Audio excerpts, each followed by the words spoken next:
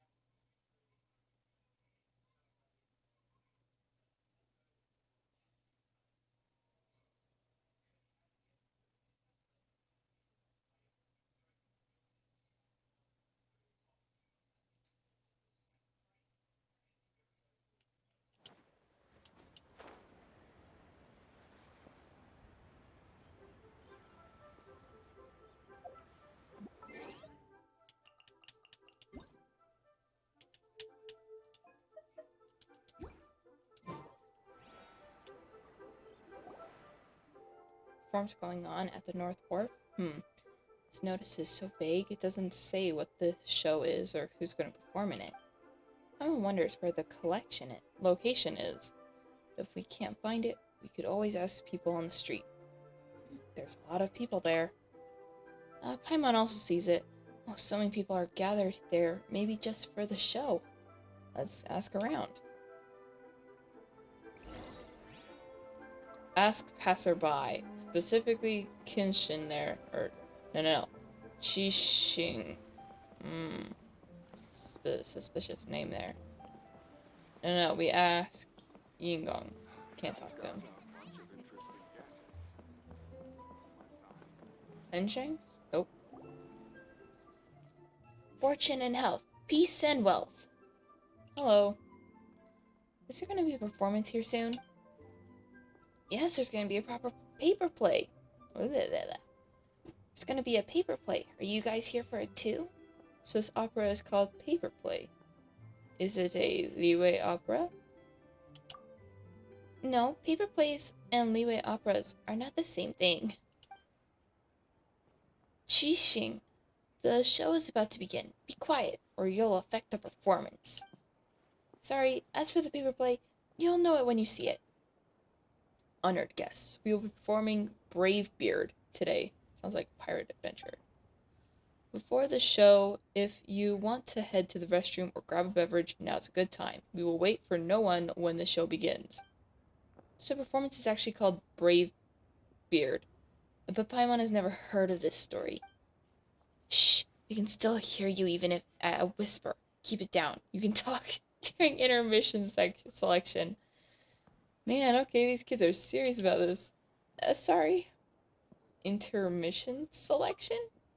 The story of the Brave Beard is quite long. In fact, it'd be too long to do it all in one go. So Yingong will let the audience pick which scene they want to see during an intermission. Qixing, I'm trying to listen to the play. Oh, I won't butt in anymore, I promise. So, dear guests, what part of Brave Beard's story would you like to see today? Would you like to see Mountain Bound, or worshipping Adepti, maybe exorcising demons, or Ascension? As long as you can name it, I can perform it. I want to see the Brave Beard fight monsters. He's so handsome and wins every time. You've seen worshipping Adepti and exorcising demons so many times already. Have you got tired of it? I want to see the part where the Brave Beard goes home to see his sister. Wait. The Brave Beard has a sister? How have I not heard of this? I definitely haven't seen that before. How impressive. Not many people would request Homecoming. After all, only the real fans know about it. Okay. Alright, just in time for Lantern Rite, we will not perform the plots featuring monsters. We shall spin a tale of how lovers end up together. What? There are 3 characters who shall appear in this scene. Aside from our Brave Beard, with whom you are familiar, of course, there is also a lonely girl named Yibing, and an honest gentleman named Nanfeng. Do you understand any of this, Crichton? Paimon's still confused. So this is a story about a guy called Bravebeard, right? It looks like there's a lot of supporting characters as well. But so far there's only one performer on stage. And there's a folding screen? How's it gonna work? Hey, someone here has never seen a paper play before. Someone in the back asked how I, a lone performer, can be in different places at once and make this performance work? Well, our paper plays may not be as exquisite as leeway operas, but we certainly have our own distinctive flavors. As you may know, the characters in leeway operas are portrayed by real people in the flesh. The actors in our performances, however, are portrayed with paper figures pasted on silk. And leeway operas take place on a large wooden stage. The stage for our performances, however, is but a paper screen on a wooden shelf. Our actors and stages are all made of paper. That's why we call it a paper play. I am the narrator, but I am no actor. You will meet the three paper actors in just a moment. Yinggang, I don't think they know about the Brave Beard either. Would it be okay if you introduce them to his story? You know, the one you always start with? That's called the establishing moment. I've always enjoyed that too. Please perform it for us, Yinggang. Establishing moment, establishing moment. Oh gosh, there's like more children.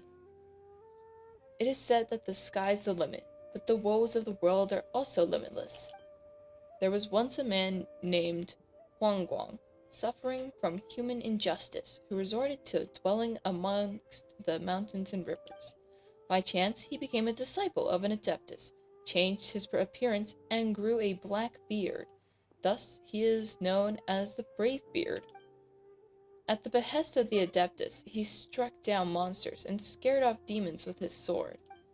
The Brave Beard trained for many years and finally acquired the philosophy of the adeptus. Right before he returned to the adeptal abode, he was summoned to recall the past. It turned out that he still had an attachment to the common folk society, where he had a sister at home. The poor sister, Yibing, was now alone and helpless. She thought that her brother had lived a miserable life and never imagined that he would return home. As to what happened next, I shall show you right away. Hey, don't just stand there, clap! Bravo! Clap along! Is there a rule about when we should clap? Ah, okay. Thank you all. We are supposed to continue the show, but I can tell that these two guests are still a little perplexed. Oh, great. Thank you for pointing this out. I think it would be better if I asked these two to volunteer from the audience by coming forward and assisting me in directing the scene. It will give you both a good look, and it will help the actors move forward on the stage. What do you think? Hey, why didn't you invite me? I know all about paper plays. You gotta remember to invite me. You just gotta. You have been up there too many times already. Quit making a fuss and enjoy the show. But that's fine by me. Help direct the scene? That sounds so novel. It's also fine by Paimon. Then I shall ask you two to prepare. As soon as two are in position, the performance will begin. Oh, goodness.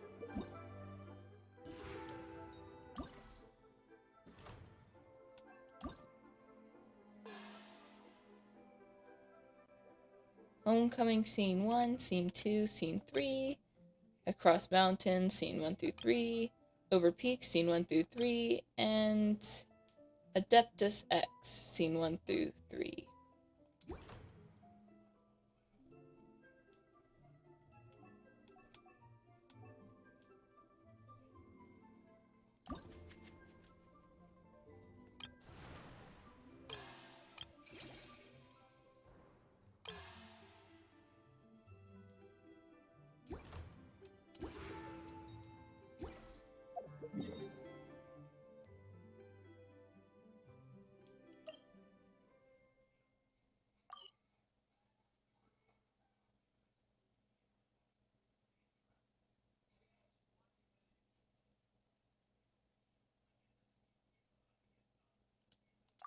Oh, Tian Tian set that up.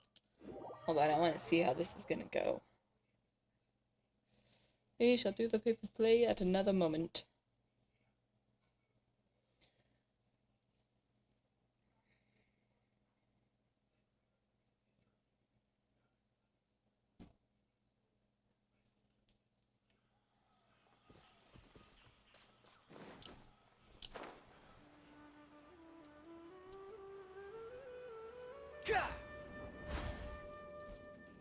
Really quick before I start this.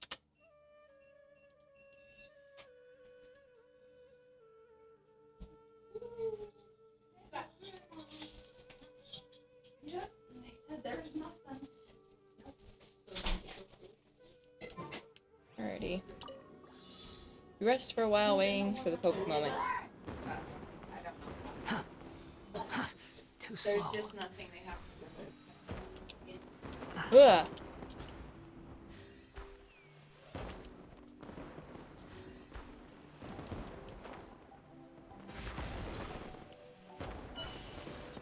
Ah!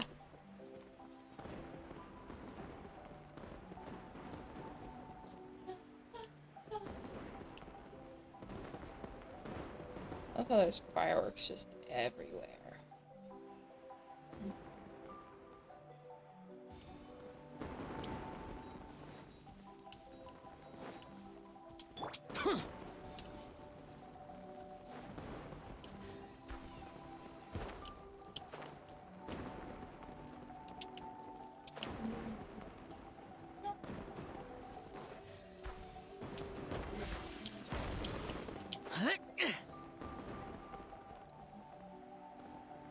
Worthless.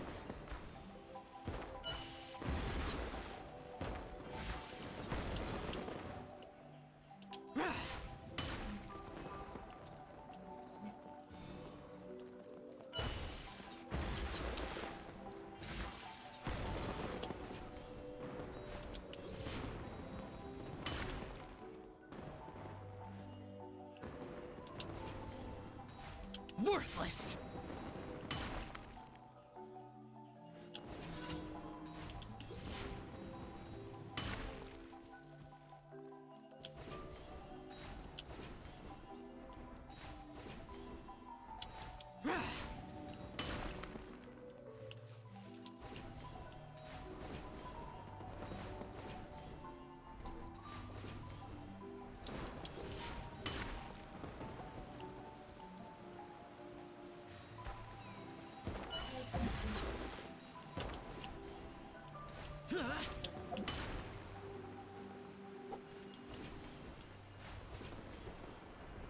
Here.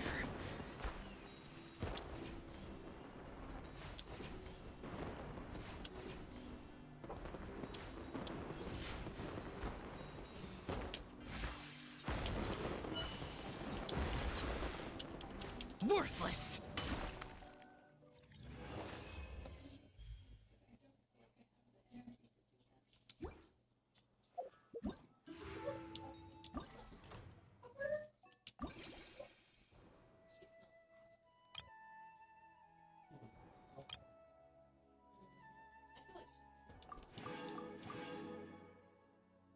Like my hospital stops finishing these ones up too.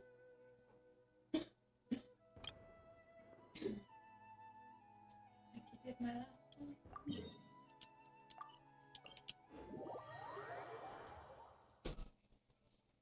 I think yesterday it was just she slept too long. Demons do not stop for the raid. Huh? No, she's doing schoolwork.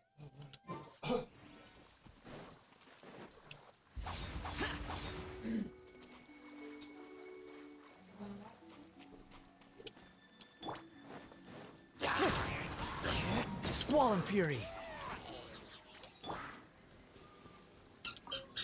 You have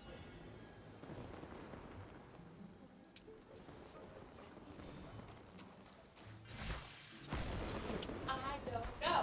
Tell me what was that? What? What is that? Bring me. Tell me. You go right.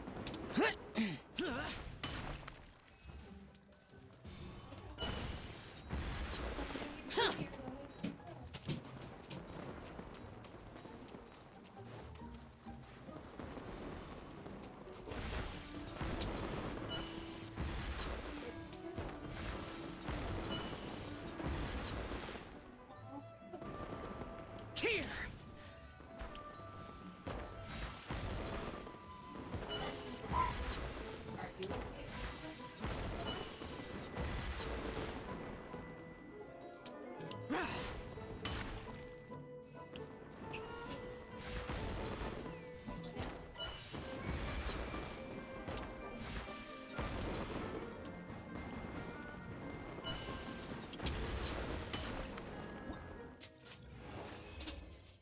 Much better. Ha.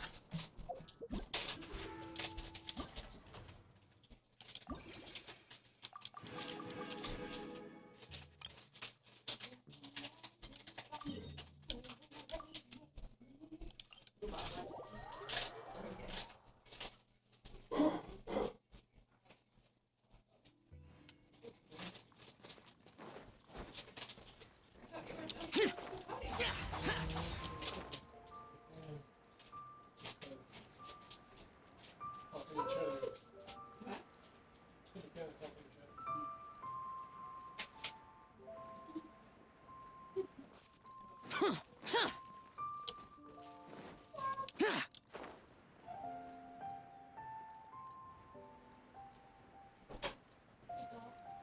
One tree? I gave her like 4 of those. Four. Yeah. Naughty, I didn't got to put it.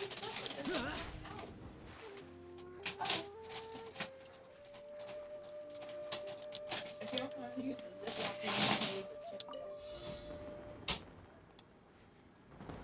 But your birthday got a pepperoni for you.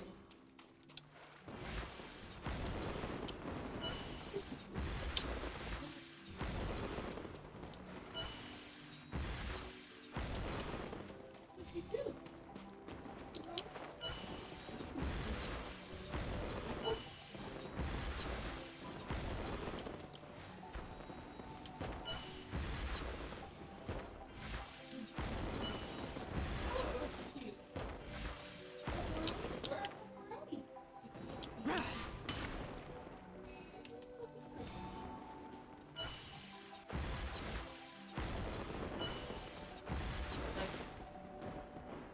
Here!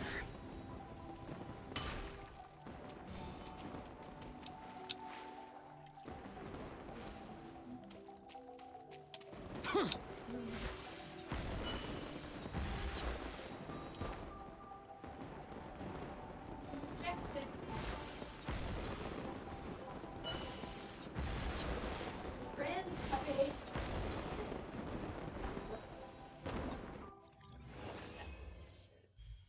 Game stuff.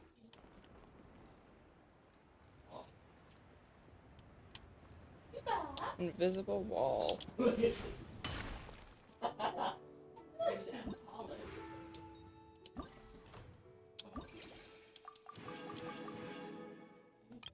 Your boot. Here. Whoa! Here. Here.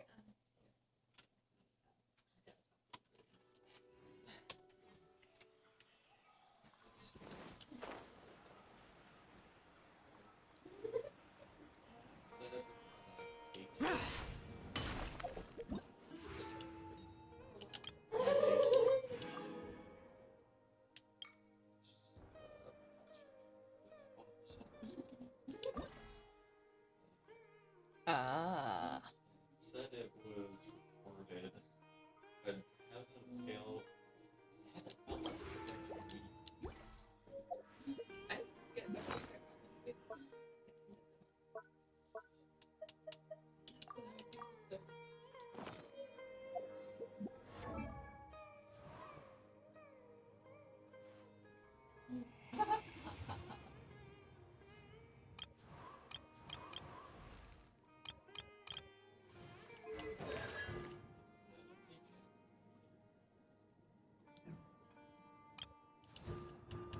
Mom's never been paid before.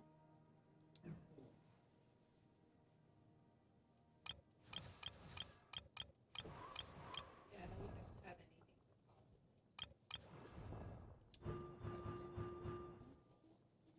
I just got a message from Overcall. Someone saying that my pay slip was recorded. because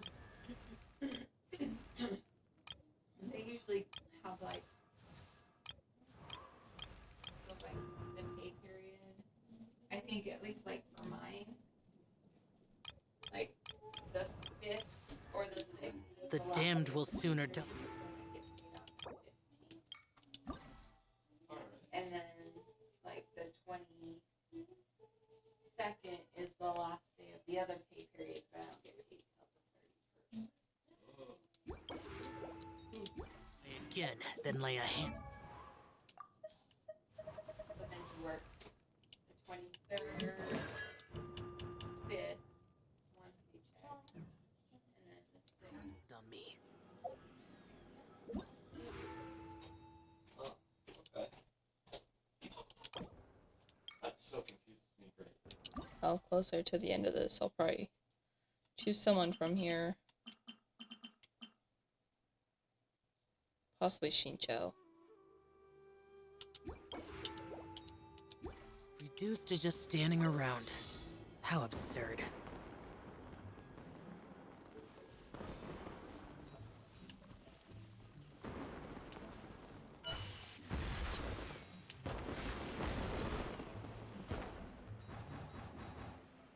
Here! Dang it.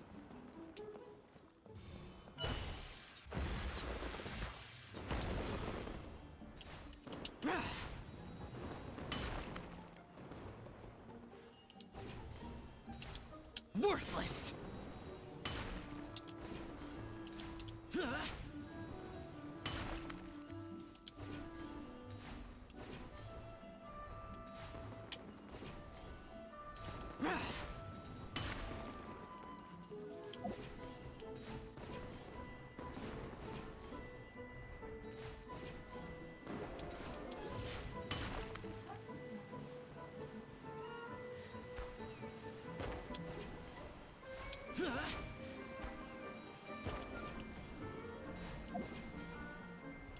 Here!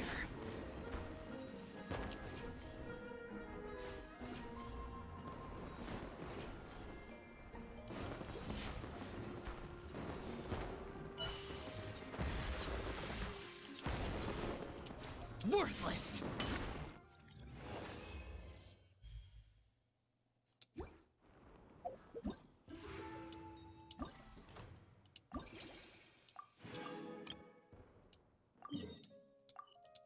Ooh, on stat.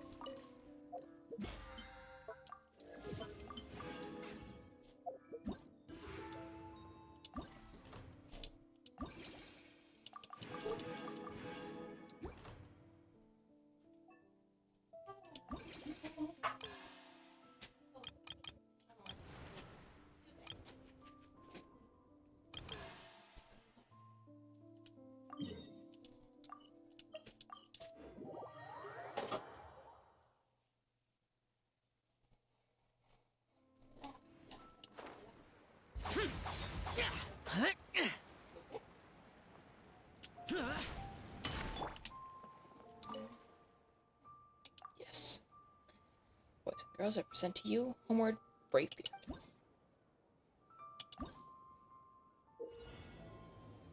The actor named Huang Guang will move at a fixed speed across the stage and will change directions upon making contact with the paper theater's edge or any obstacles. Traps may appear to impede the journey of Huang Guang. Touching them will cause the performance to fail.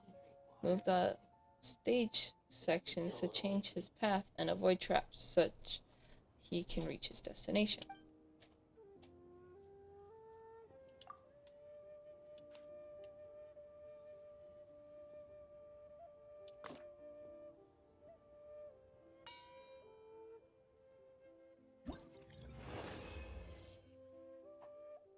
Mercy to exercise, life to save, a parting from closest to kin to brave.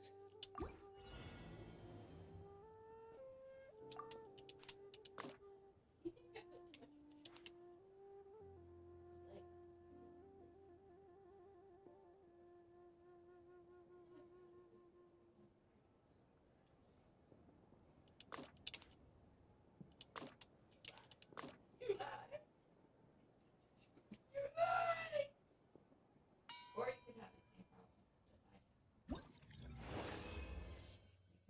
Over the mountains and distances fast, one in a dream to meet at last. Oh no, go to Yibing?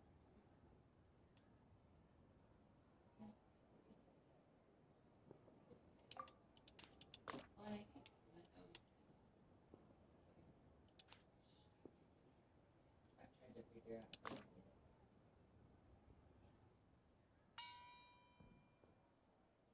it. Yibing, your brother's home. Huang Guang can leap from upper level of the stage to lower level via gaps, but if he falls through a gap on the lower level of the stage, he will fall off the stage, which will result in performance If you failure. guys prefer Disneyland or Disney Adventure. Adventure. Do not know the difference. California Adventure or Disneyland. Which one had? Oh. California Adventures had like The rat. they had Incredibles Oh. and the Soarin'. Probably land, Honestly, then. Disneyland is my favorite. Okay. Obtain the treasure chest.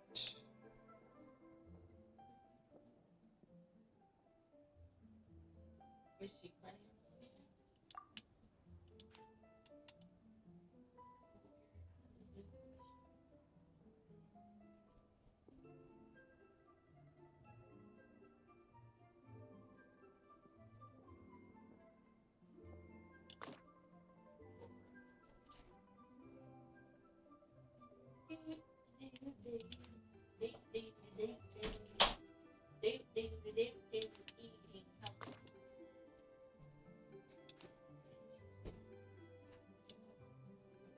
Yeah. Tech support. No problem with people had on Church's website. What we're saying. The time of reunion is brief.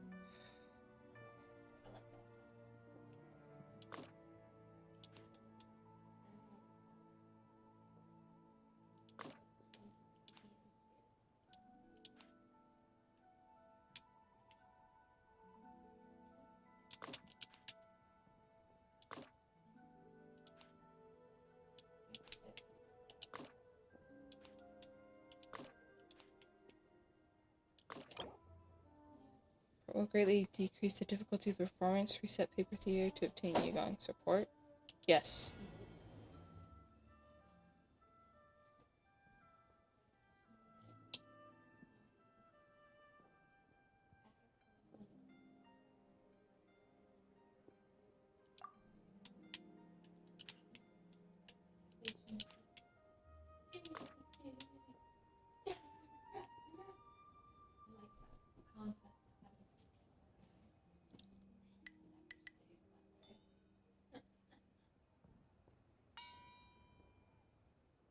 Honestly took too long. Yibing, is today wholly alone? And how shall I return to the Adepti's home? Obtain the treasure chest.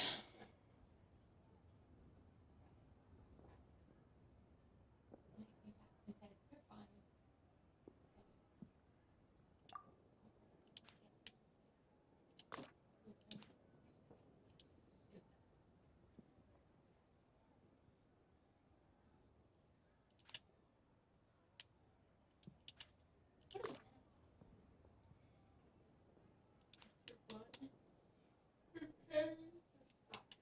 Maybe it's that. I don't know. I'm not adopted. Hmm.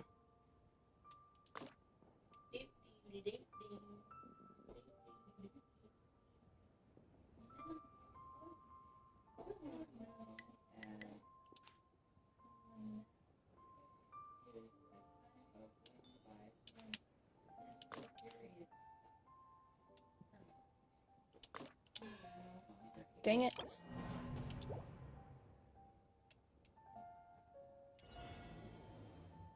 Right. Blah, blah, blah.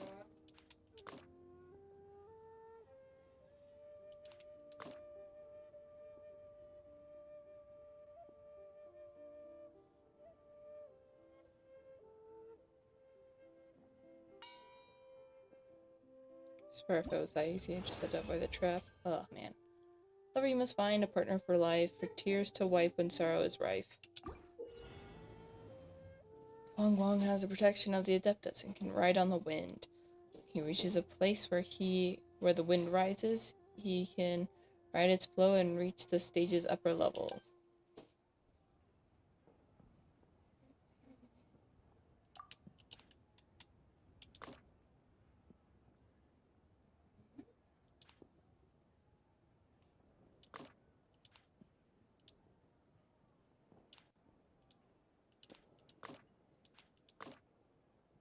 Ugh.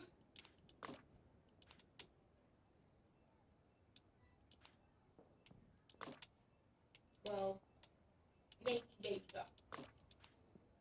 Because it says that it's usually a regular period. But it also says hot flashes as symptoms. But I think here they hurt my hand. Sorry.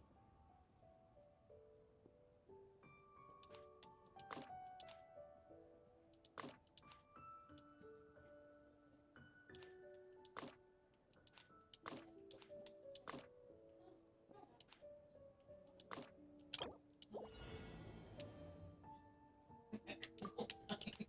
hot flashes, chills, night sweats, sleep problems, mood changes, weight gain, and slow metabolism, and hair rising.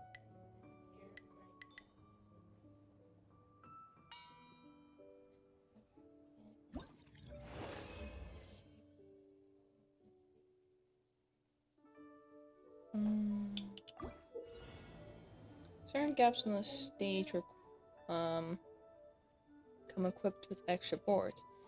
Using the mechanisms on the floor to control whether the gap is open or closed, Wang Wang can switch the state of stage gaps once for each time he steps on such devices.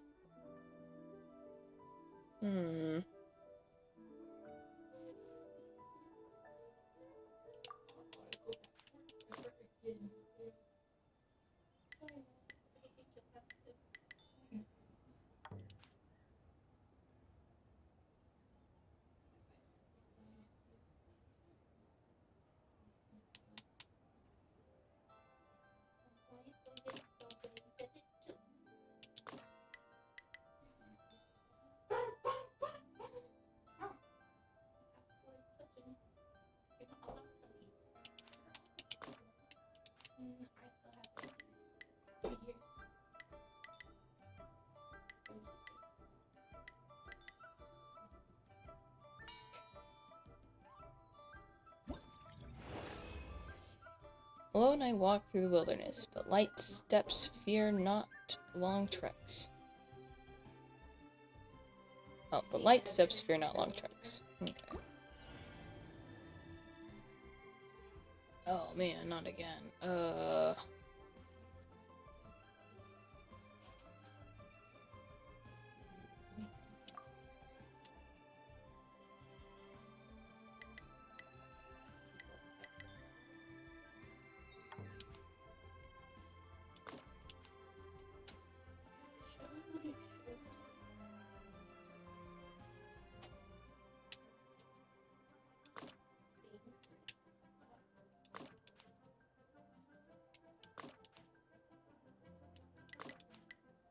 Oh no.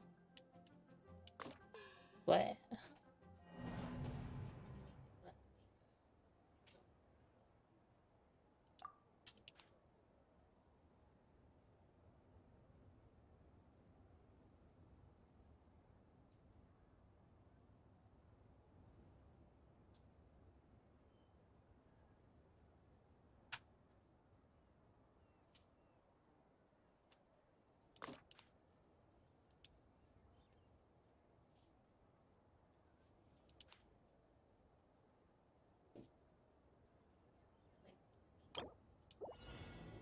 Fair.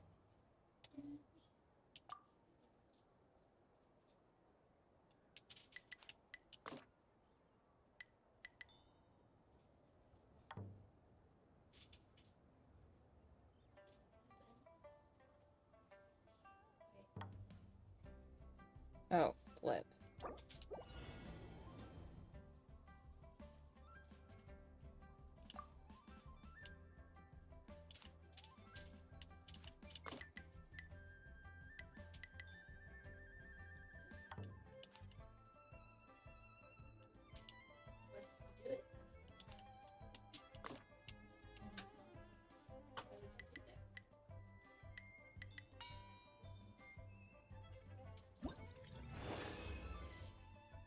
Nothing and Yibing I shall unite as they will. To open the locked door, you must first obtain the key to it.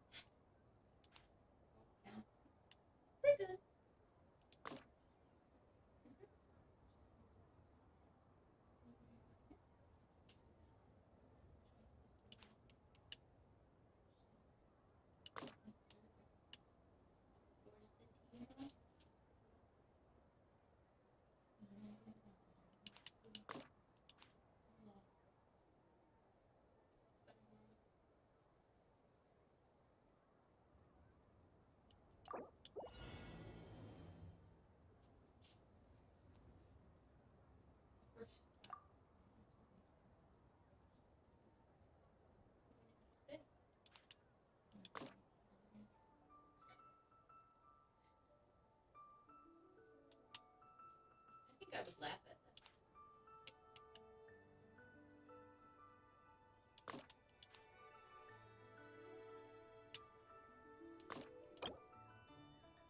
We'll see.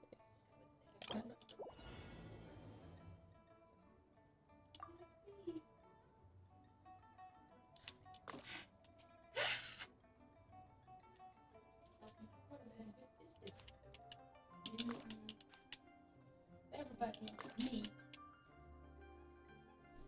Except vegans.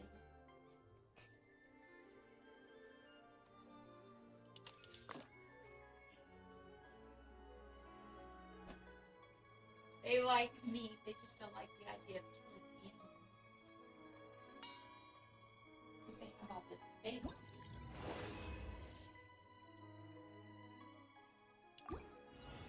Oh, I didn't read that.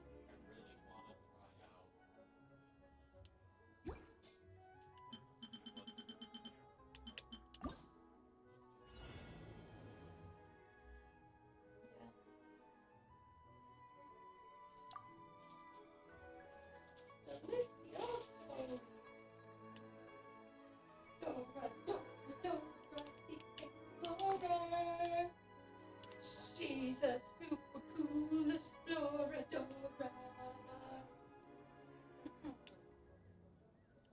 Grab your backpack.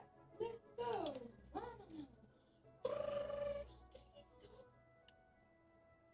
That's definitely not a word.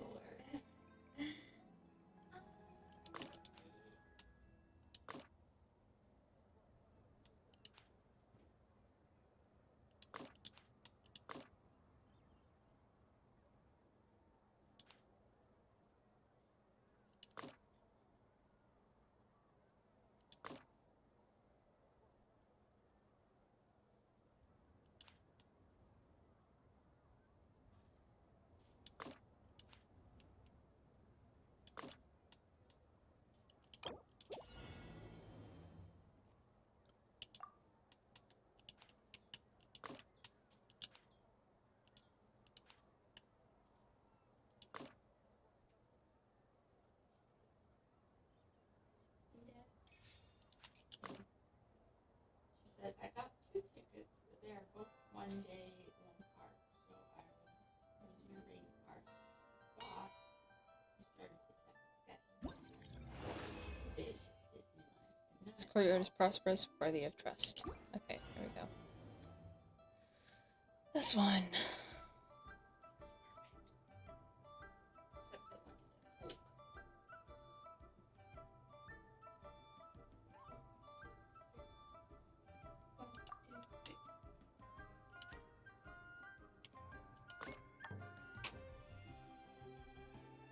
Mm.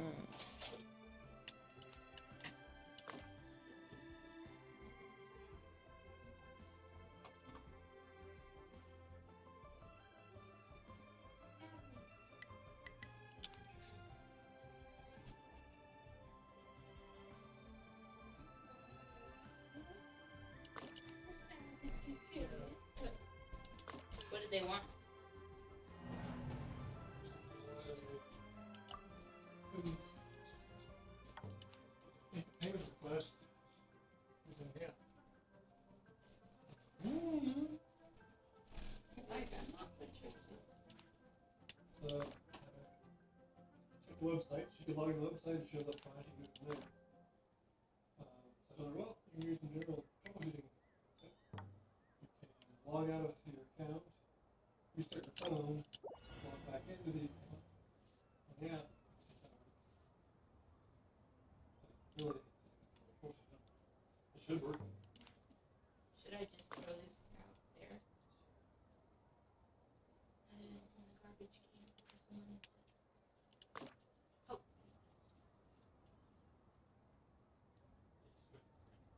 All right. Ready? I've been waiting for you. So. Oh, driving. You can put this one off the car. Back to the other one. Okay. Be safe.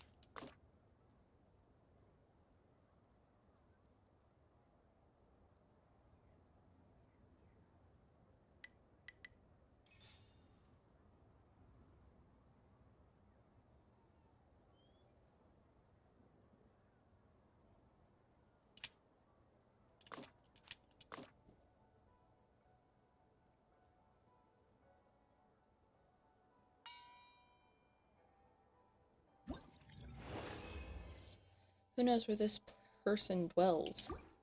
Took way too long. Some locked stage sections can be unlocked using keys. What?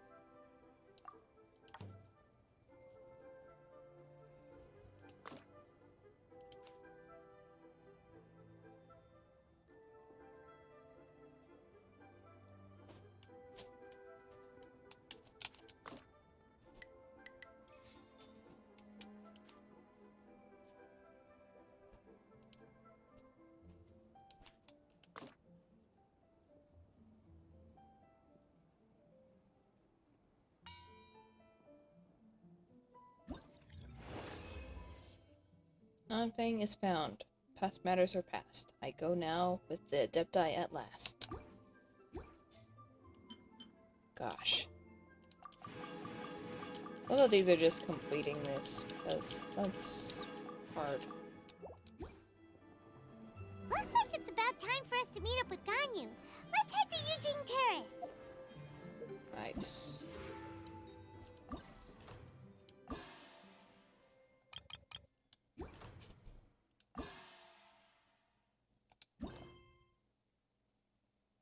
Oh. Such a great end to the play. You've done well, young one. How did you find it? Was it hard to perform with paper? It was not a piece of cake. It was a little hard. You're not a performer by trade, so of course you'd be bound to make some mistakes on your first try. Paimon thinks Kariton did pretty well. The script itself for the paper play is also very interesting. Paimon wants to see a new story, Yingong. When will you perform next time? Haha, as long as someone enjoys it. As for next time, I don't know. You see, doing paper plays for kids is actually a hobby of mine.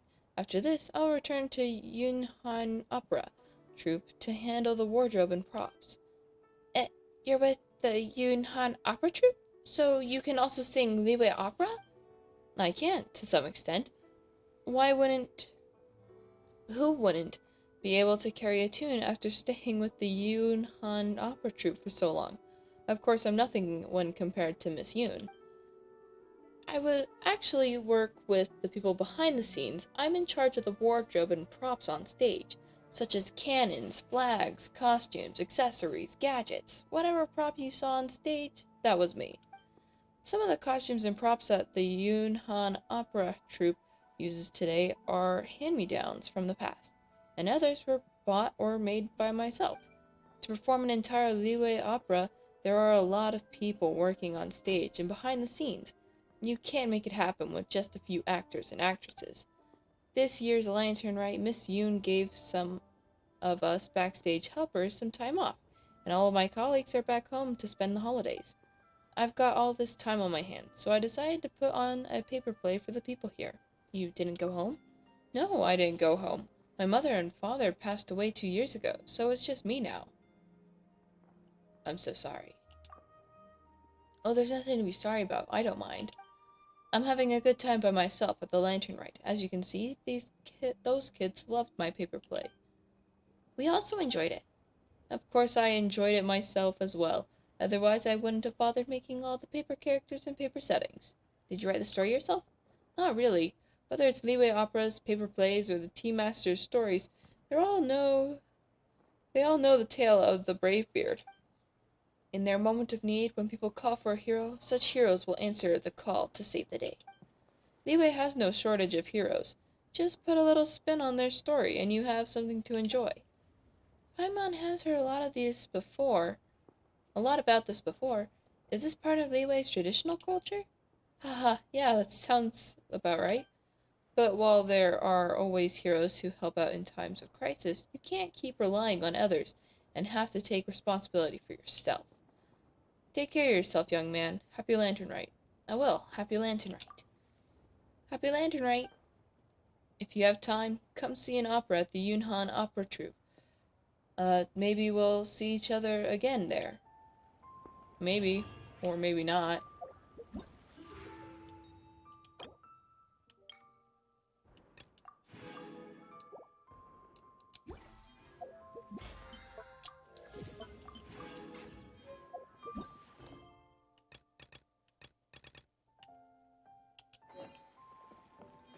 Did Eugene Terrace talk to Ganyu?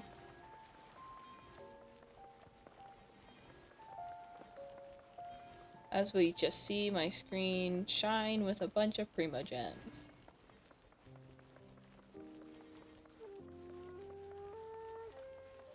Behold!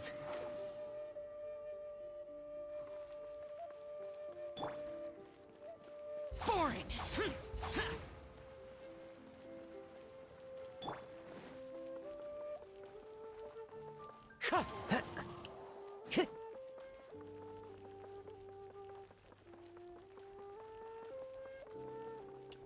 The wind rises. Useless.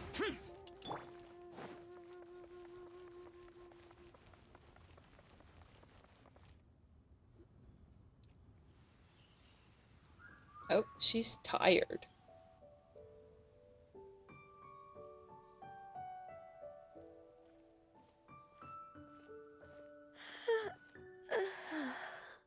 Greetings, Traveler and Paimon. What time is it? 8 o'clock. Are you okay, Ganyu? You were nodding off there.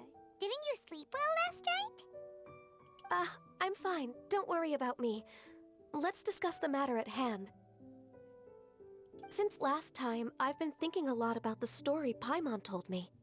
In essence, someone rescued a drowning man and performed some music. If that were all there was to it, it could have been many people, human or Adeptus. But the tune was allegedly so wonderful that the drowning man forgot about everything else, even his own impending death, and only came to his senses after being brought to shore. Perhaps there was an adeptal power at work in that music that he, as a mortal, could not perceive. Or perhaps he sensed a power surrounding him but lacked the words to describe it, not knowing where it came from. I'm just now realizing that this sounds an awful lot like The Littlest Mermaid, where Ariel saves Prince Eric. I'm talking Disney here. Saves Prince Eric and then, sings him, and he's like, well, so heavenly or whatever, and then she's gone. That's what it kind of reminds me of now that I think about it. Either way, if this part of the story is true, then the rescuer has to have been an Adeptus. You really think so? But this story is all the way from Fontaine. Isn't this a bit of a long shot?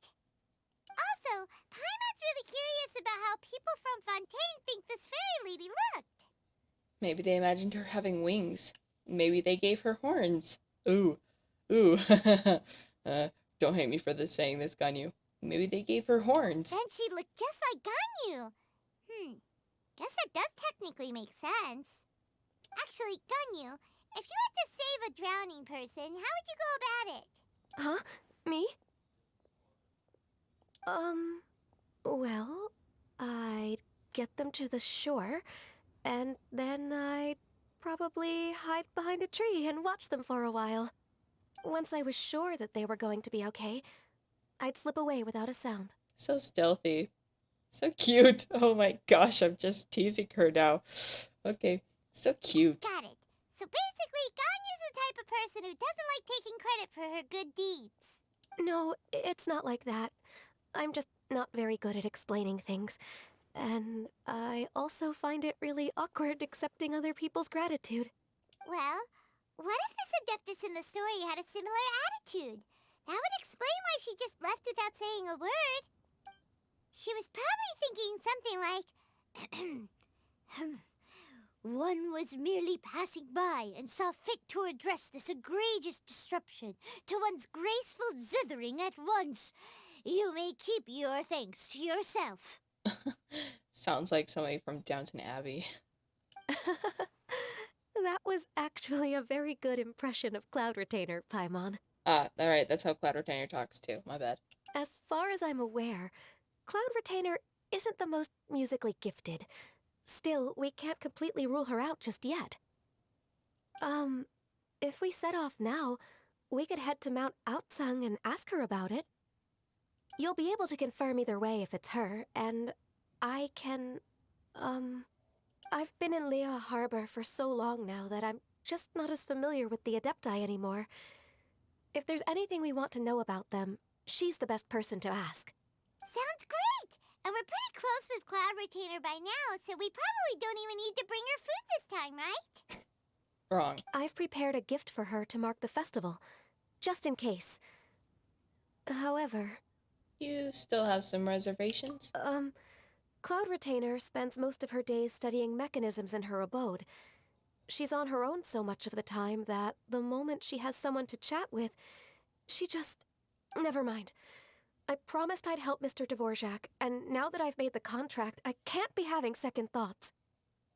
Traveler, Paimon, let's set off for Cloud Retainer's abode. Seems like this is a tough decision for Ganyu, but she's made up her mind now. Paimon gets why she'd be so anxious. Okay, how about this? If Cloud Retainer tries to start telling stories about her again this year, we should pipe up and change the topic. Wait, did she leave already? Hey, Ganyu, wait up! Single harmony for an irreplaceable soul. Wah. Wah. Well, I'll sing,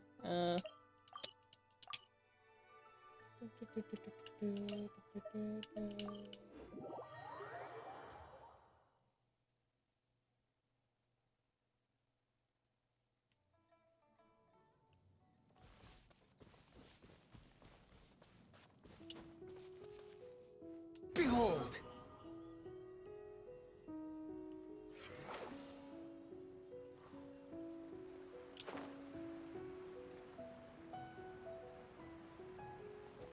Squall Fury!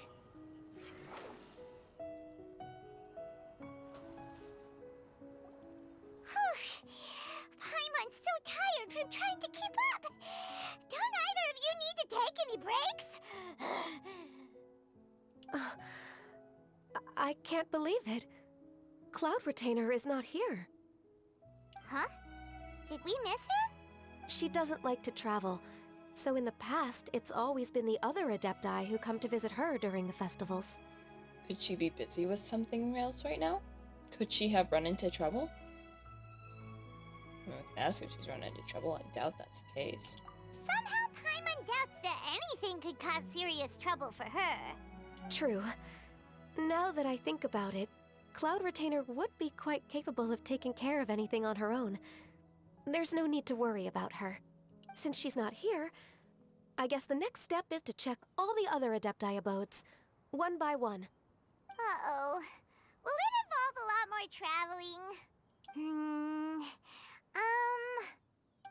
Got it! Paimon has a great idea! Teleportation? Please go on, Paimon. Our goal here is to find the Adeptus that helped Dvorak's ancestor, right? We can't hear any music right now, but if she's really as nice as the story suggests, she'd definitely come to help Wait. anyone who was drowning, right? Paimon? Yes, I think that's fair to say. Paimon? So, all we have to do is get the Traveler to pretend to fall into the water, and the Adeptus will come to the rescue! If you're so sure, why don't you try? You know perfectly well that Paimon can't swim! Paimon would sink like a just think it's a bad idea. I guess I can give it a try.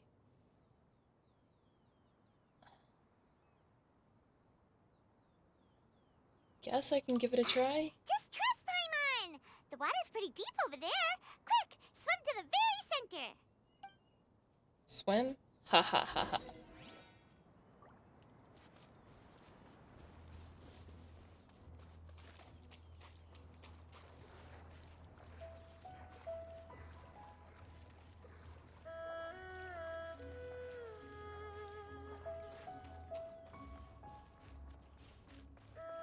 Oh, the fishes.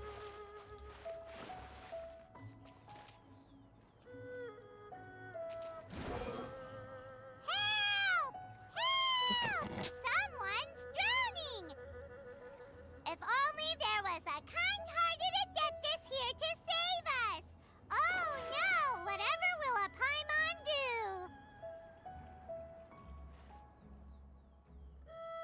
Someone carries you ashore What is so quickly going that on? you don't catch who it is. Chow.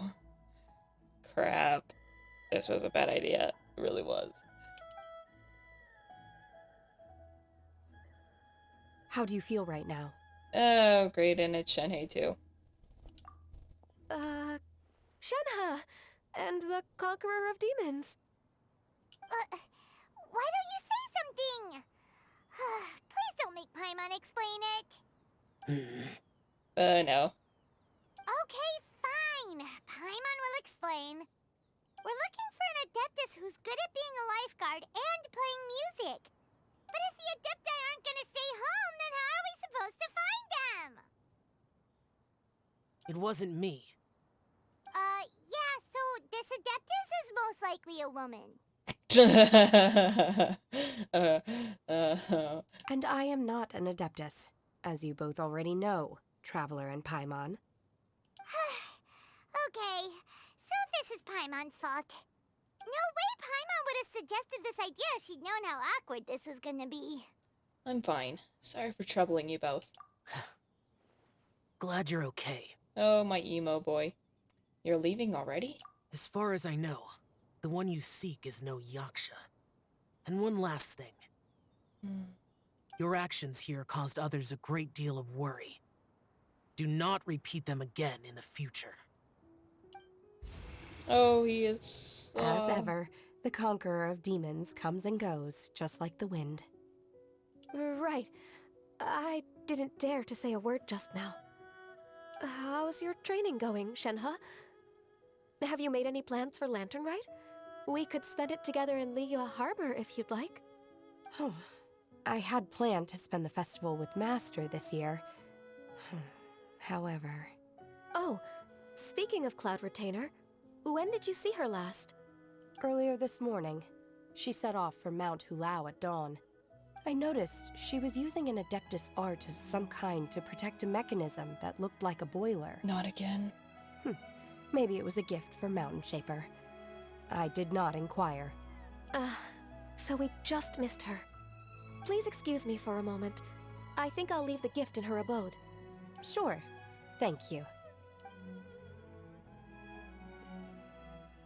It sounds like Ganyu and Shenhe have gotten a lot closer recently. Yes. During the summer and winter, I continue to train with Master. In the other months of the year, I have been learning to adapt to human life in Liyue Harbor. Ganyu arranged accommodations for me in the city, and also recommended several work positions for me. But when I try to blend in by referring to her as Miss Ganyu or Lady Ganyu, like the others, she says I mustn't address her like that. Sometimes I'm supposed to copy other people. Sometimes I'm not. It's a little difficult to keep track of everything. Ganyu just doesn't want you to be too courteous around her. Ganyu gets embarrassed when people call her Lady Ganyu. Oh, is that what it is? Noted. So, you came looking for Master today because you wanted to ask her about the Mystery Adeptus. Is that right? Yep. Oh, speaking of that, have you ever heard any music while out training in the mountains? Music? What is that? It's... a kind of happy or relaxing sound, or a nerve-wracking sound, or even a terrifying one. Okay, I'm done. I also left her a note so that she knows where to find us. We won't miss her again. Yay! That's really helpful. Thanks! We were just talking about this thing called music, and based on Paimon's description, I do believe I hear it every day. Please follow me. Oh, really? Great, let's go!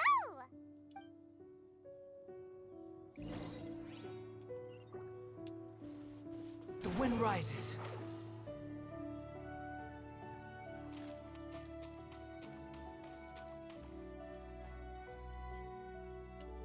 Behold!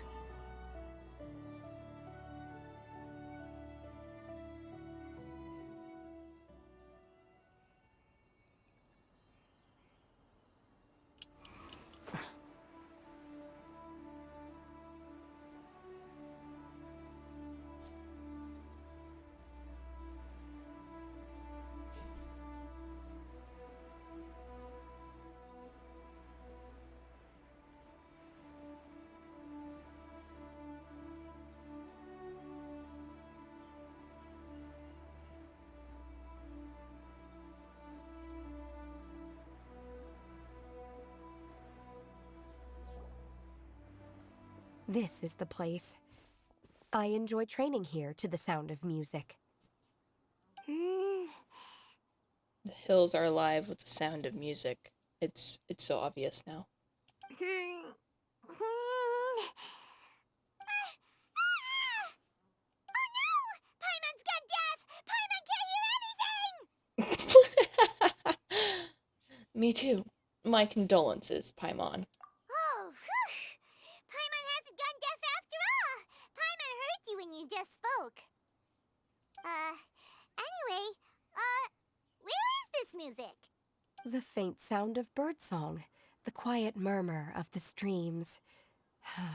These are relaxing sounds. Are they not the music of which you speak? Hills are alive with the sound of music. Oh, Paimon wasn't quite done with the description. Okay, fine, it's all Paimon's fault. What we're looking for are not the sounds of nature, but melodies played on special instruments. Oh, and a melody is? Go on, Paimon, sing us a nursery rhyme. Ganyu, why don't you sing that folk song you sing to glaze lilies? Huh? Hey, why don't you just sing that one melody Shen has heard before? It'll probably help her to understand what we're talking about. Alright, fingers crossed this won't attract any more whopper flowers.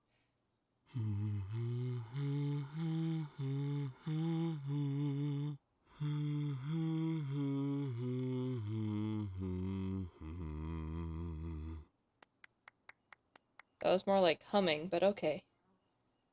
Wonder what the girl does for that. Oh, was that from the opera that Yunjin sang? What? Mm-hmm. That was a melody, and melodies can be called music. It felt like I was transported back to the past. In my mind's eye, I could see the Zhao lanterns lighting up the night sky again. We're all there, raising our glasses and drinking to our heart's content on the Jade Chamber. As I watched Yunjin's performance, I felt a warm sensation in my heart. And as the drink reached my stomach, it went from warm to hot. When you hummed that melody just now, feelings from a whole year ago came right back to me, as strong as they were on that day. So that's the power of music. Wow, Shenhe. That was so deep! Music definitely has the power to bring up memories. It's like a time capsule with all the special moments from our lives squished inside. What about you, Ganyu? Are there any melodies that have left a deep impression on you?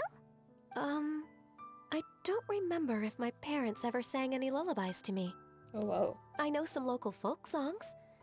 And a few other things come to mind too. The songs of the sailors down at the docks. The little ditties that the vendors call out in front of their beloved shops. The tunes of folk artists performing on the streets. All the sounds of Liyue Harbor. Yes, that's right. In the past, whenever I heard the sound of those tunes, I always felt that they were worlds apart from me. Nenny and Liyue probably view me as a non-human. And they are right, in the sense that I never could connect with humans' artistic expression and their sentiments. So I haven't been able to integrate into their community and be a part of their lives. At least, that's the view I held in the past. Only more recently did I start to realize that the only barriers are ones that I have erected with my imagination. The way those melodies make me feel isn't all that different from other people after all.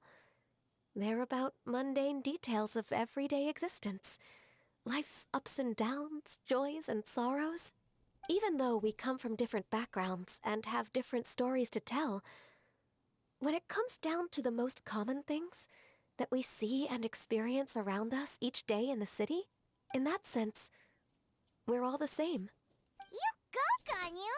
You're really making progress. You have loads of friends in Liyue Harbor when you think about it. Like, okay, maybe some are more like coworkers and bosses, but at the very least, Kuching and Shenna are your friends now, right? It looks like it's about to rain. Yes, I am. Technically speaking, we should refer to each other by the conventional forms of address used among fellow disciples. But now that I know what constitutes a friendship, I do believe we are more friends than co-disciples. Thank you, everyone. Once the days are warmer, I would like to host you at my home in the city. Please invite Kuching as well. I've planted many types of flowers. I'm sure some of them will be to your taste. You are too kind. I couldn't possibly. Nonsense. You are my friend. I have cultivated and cared for the flowers just as you taught me. Once you've seen them for yourself, I am sure you can advise me how to do an even better job next time. I will save some for decoration. We can feast on the rest.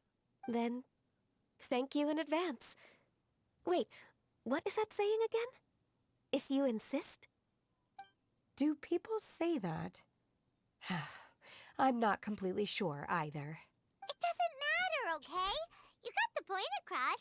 No need to split hairs. Paimon's more concerned about your idea of a girls' night out. Eating flowers? Really?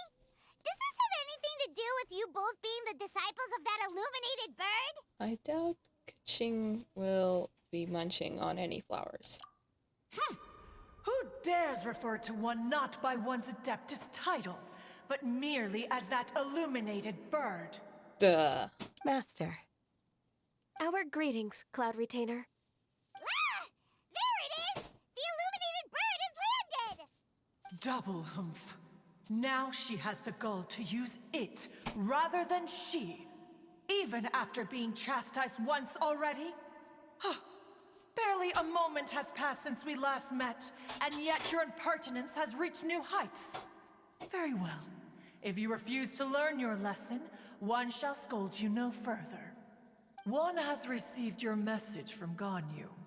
On the matter of the Adeptus you seek, one suspects to know their identity. Well, shall one lead the way? Yes, please, Cloud Retainer. I still have to complete my training for today, so I will bid farewell to everyone here. Very well. Await my arrival at one's abode later this night. On this special occasion, you should indulge yourself with some savory dishes. Happy Lantern Rite, Shenhei. If you want to release a Shao Lantern, come and find us anytime. Thank you, everyone.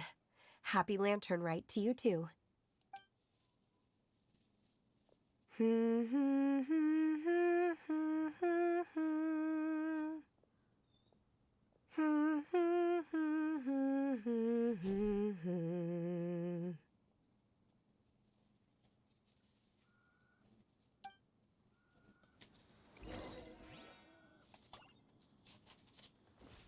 Oh, nope, I am not running that distance. No, no, no, no, no.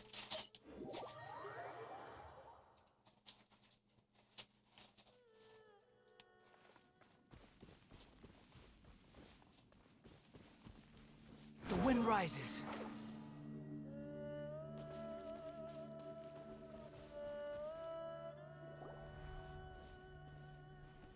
Is this Quaily Plains?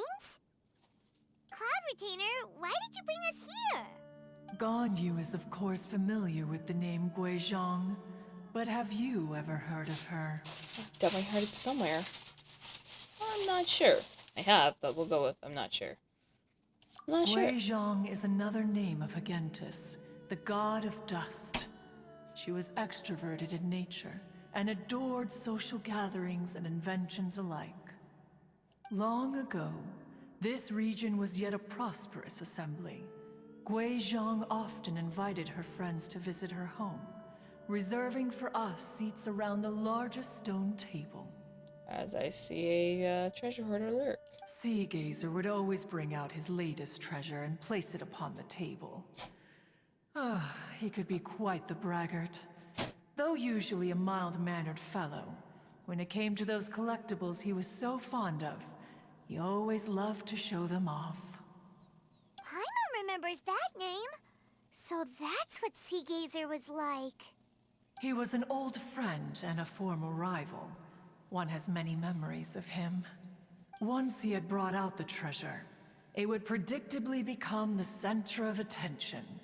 Neither Guizhong nor One was content to let him just steal the spotlight. So we would then also present our proudest mechanical creations. As Adepti, we were each gifted in our own ways, and naturally proud of our accomplishments in our respective fields of expertise. As a result, One often quarreled with Sea Gazer. His treasures were not even of his own making. He just used his exploration skills to dig them out of the ground. How, pray tell, could he compare to me, when every single one of One's accomplishments were crafted by one's own hand? Cloud Retainer, you are getting competitive again. One digresses. Regardless, every time an argument occurred, Guizhong would come over to watch us during our mutual lambastics. On some occasions, she would join in, and on others, she'd take one of us by the limb and start uttering the most ridiculous nonsense. What kind of nonsense? No kind of nonsense were we spared. Sometimes she would brazenly opine, why argue between yourselves when neither of you could ever hope to beat me? Other times, she would make unsolicited suggestions, such as, once you two are done arguing, let's go to the foot of the mountain and grill some meat. She always sought to make everyone happy, and one must say, she had quite the gift for it. No matter what nonsense she said, One never felt bothered or offended. It also helped that she never referred to One as that illuminated bird or lady bird. You... Come on, get over yourself! You embarrass me, Paimon. Anyway, just as our impassioned arguments would reach the apex of acrimony, Marchosius would bring his delectable dishes to the table. Who would dare snub the stove god and his wondrous creations? At the sight of him, we would all immediately drop the argument and prepare the table for a night of feasting and drinking. Back then, One was always bothered by how the cups Rex Lapis brought were always too square for one's taste. Can you see yourselves ever enjoying a drink from a square cup? That does sound annoying. I don't think I'd really mind. If you drink it a certain way... Nope, I think if you drink it anyway, it'd be just spillable.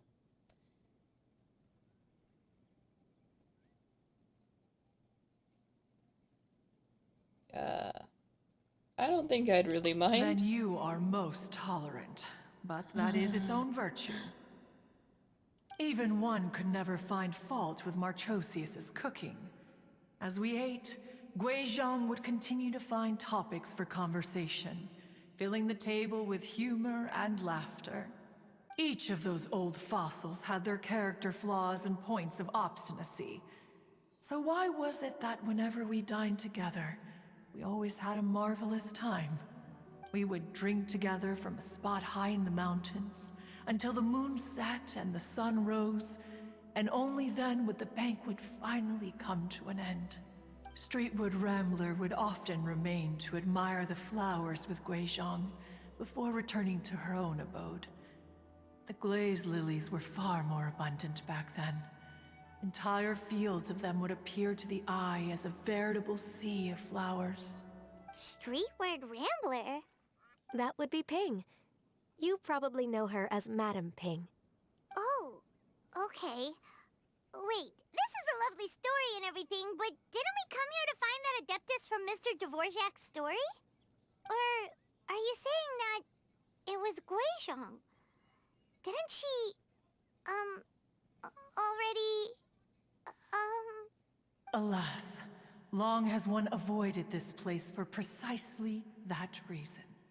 The sights here are a reminder of a time long gone, and evoke much sorrow. One should have guessed that you would disrupt one's poignant moment of mourning with your incessant questioning. No matter, one will share the whole story with you now. In times gone by, one quarreled oft with Guizhong concerning mechanical principles. We each had our ideals, and neither would yield. Under the pretext of a social gathering, one invited the impartial Rex Lapis to judge the quality of our creations. But Rex Lapis declared that Guizhong's Obscuro Vulpus mechanism was superior.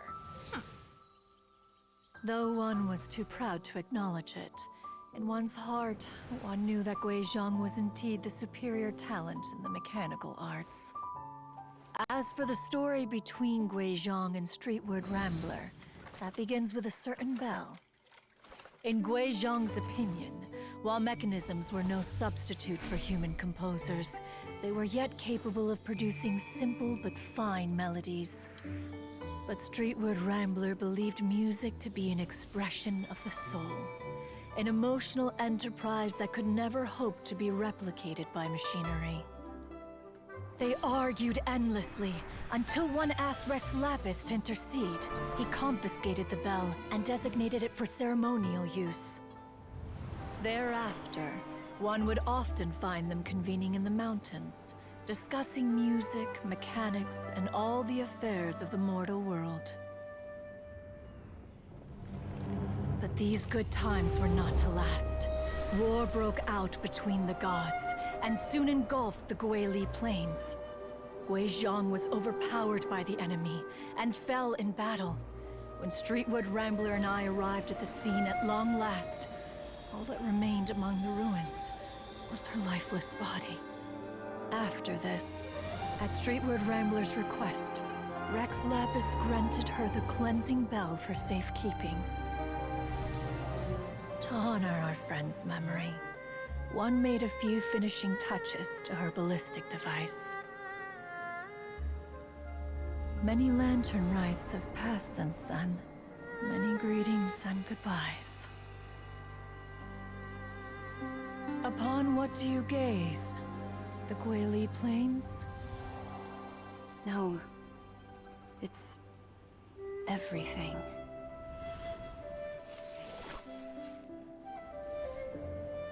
We think of human life as like a lantern that's lit one minute and extinguished the next. But are we Adepti so different? Perhaps as dust settles after a storm, we too must one day return to the world below. One has always been austere and private by nature, and has never relished socializing. One's dealings with Guizhong were born out of discussions on the discipline of mechanics. What? You have loads of friends, and you seem pretty chatty. Just because one is not ignorant of social graces does not mean one is fond of them. One is perfectly capable of partaking in conversation despite being introverted. But in the end, one is nothing like Streetward Rambler. She is dauntless but thoughtful, not to mention eloquent and wise. Moreover, her friendship with Guizhong was far greater than one's own. Back when they were rivals, they would often compete against one another in the realm of musical composition. That cleansing bell was one of Gui Zhang's proudest works, having the ability to both compose and perform. Wait, that's weird. Didn't Madame Ping say she pestered an old friend for that bell? And she also said something about being a vain beauty when she was young or something. Streetward Rambler, a vain beauty. My foot. That bell has a sad history. Clearly, she refrained from sharing with you the truth of its origins, since the right time had not yet come. As for her old friend, who else could it be? As soon as Streetward Rambler heard that a certain Zhang Li wished to borrow the bell, she realized that the man was none other than Rex Lapis, and that he had made an enormous decision. After all, we all have known each other for several millennia. Some things between us are implicitly understood. Whoa! So they were talking in secret code? Oh, Paimon did not see that one coming. Enough of your intrusions. Where was one up to? Ah, yes. One remembers now. The cleansing bell is powered by a mechanical art, and can be used to great effect as an accompanying instrument. After the passing of its creator, it was used on numerous occasions during rites of parting. But Streetward Rambler did not acquire it from Rex Lapis for the purpose of producing further funerary tunes. No. Each time she rang it, it was to play the tune that Gui Zhang composed on it. The two once clashed over their beliefs about the meaning of music. Who would have thought that with Gui Zhang's passing and Streetward Rambler's mourning, two tunes composed in discord would eventually become one harmonious composition? Once upon a time, Streetward Rambler also loved gatherings, liquor, and music. But after Gui Zhang passed, she preferred her own company. She could often be found sitting alone at a mountain summit, contemplating and reminiscing with her zither. The music would go from mournful to soothing to impassioned. Many years passed before she finally composed a melody to her satisfaction. In celebration, she played the tune to the clouds. Regrettably, one has only ever heard her play that tune once. Which brings one back to the matter you've been investigating. Perhaps it was during that performance that the ancestor of your Fontaine friend fell into the water and was saved by Streetward Rambler. But if she was so happy with the melody, why would she only play it once? One was also greatly perplexed by this. After suppressing one's curiosity for a long while, one finally approached her and asked why she would retire the tune after having spent so long on it. In response, she said, "Though the strings that played that melody survive, the one who inspired it is gone. Tell me, Cloud Retainer, when the one attuned to my soul is no longer here, who else could hope to understand this tune?" Aw, poor Madame Ping. I just remember being taken care of by you when I was young. Once the Archon War came to an end, I stayed behind in Liyue Harbor to honor my contract. Although I met Gui Zhang a few times, I never knew anything of this particular story. Gui Zhang was quite the visionary, but tragically passed before her time. Her manuscripts still lie unfinished in the realm of clouds. Blank pages give one cause for contemplation on what might have been. Had you not decided to search for that mystery Adeptus, perhaps these stories, too, would have been lost to the sands of time. As of now, you know the truth.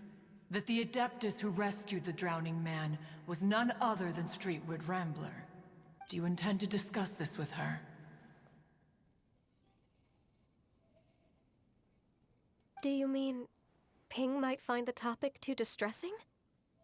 Precisely. The passing of our old friend is a heavy topic that both of us are usually careful to avoid. If I may be so bold, Cloud Retainer, could it be that this is just your own personal opinion? Oh? How so? I've been in Leo Harbor for quite a long time now, and I've witnessed many farewells along the way, so I too am well acquainted with the pain of the passing of a loved one. But this doesn't bring the city or its people to a standstill. They have to keep moving forward. Someone as perceptive and wise as Ping will surely have come to understand and embrace this. Though these immortal mountains have lost an Adeptus, the harbor of mortals has gained a wise elder. No loss can ever be undone.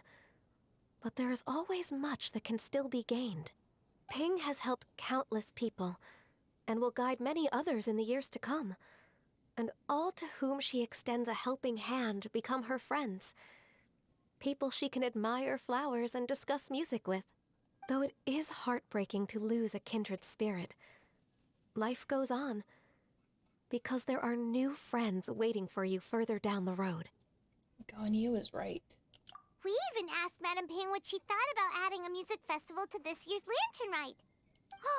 When we get back, why don't we just ask her if she'd like to perform? Maybe we can even get her up on stage. You youngsters and your imaginations. Why don't you come with us? It's been a long time since you last spoke with Ping, and Leo Harbor is always decorated so beautifully during the festival period. Is not every Lantern Rite the same in this regard?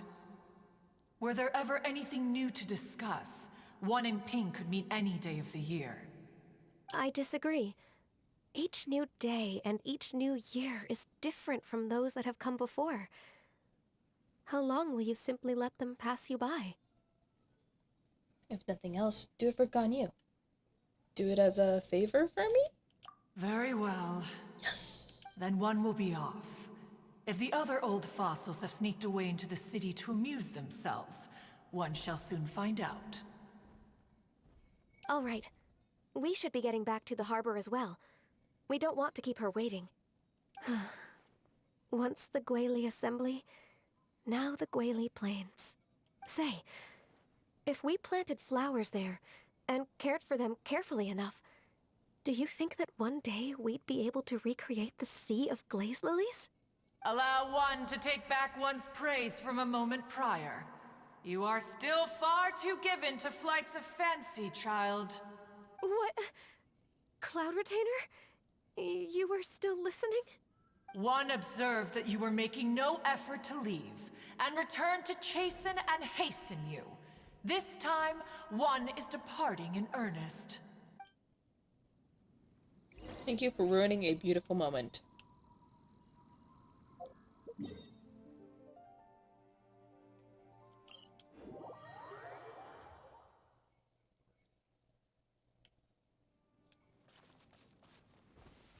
I thought it sweet that Ganyu wanted to make a sea of glazed lilies.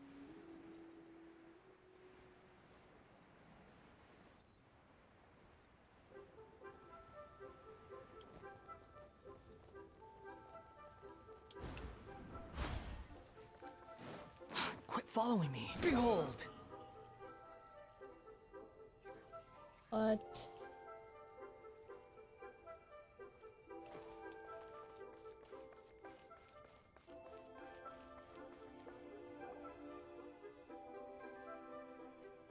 Whoa! Madame Ping? And Cloud Retainer? It appears you made haste after all. One arrived but moments before you. Oh, bless my soul. To what do I owe the honor? How nice of you all to come and visit me. Miss Illuminated Bird, haven't you said anything yet? Said what, precisely? And why should one be tasked with saying it? 'Cause you're the one who's known Madame Ping the longest. Street word. Or rather, presumably, you would prefer to be addressed as Ping? Oh, Cloud Retainer, you are uncommonly polite today.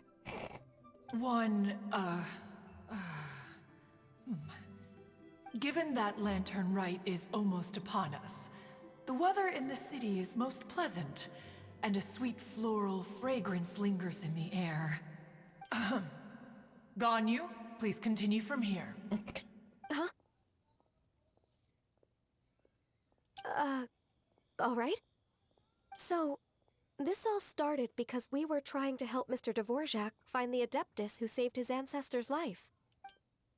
Ganyu recounts the story to Madame Ping. Cloud Retainer informed us that the one who played that melody and rescued the drowning man was none other than yourself. Ah, let me think. Yes, I do believe I recall that encounter. What a long time ago that was. I'm surprised that you still remember it. Even more astonishing, perhaps, is the fact that this story has survived this long at all, when mortal lives are so very brief. It appears that she has proven herself right once again. Who's she? We like to call her Guizhong. From the look in Cloud Retainer's eyes, I sense that she has already told you all about her. Albeit reluctantly, one might add. There is no harm done.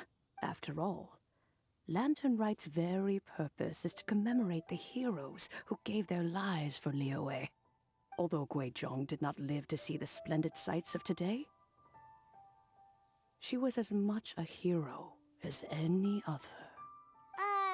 So how has she proven herself right again exactly?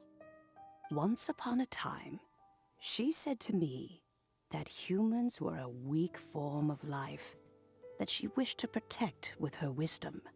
But as she interacted more and more with them, her opinions on them began to change.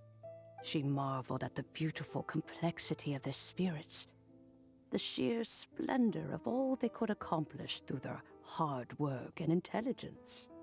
She told us that to underestimate human potential would be to make a grave mistake.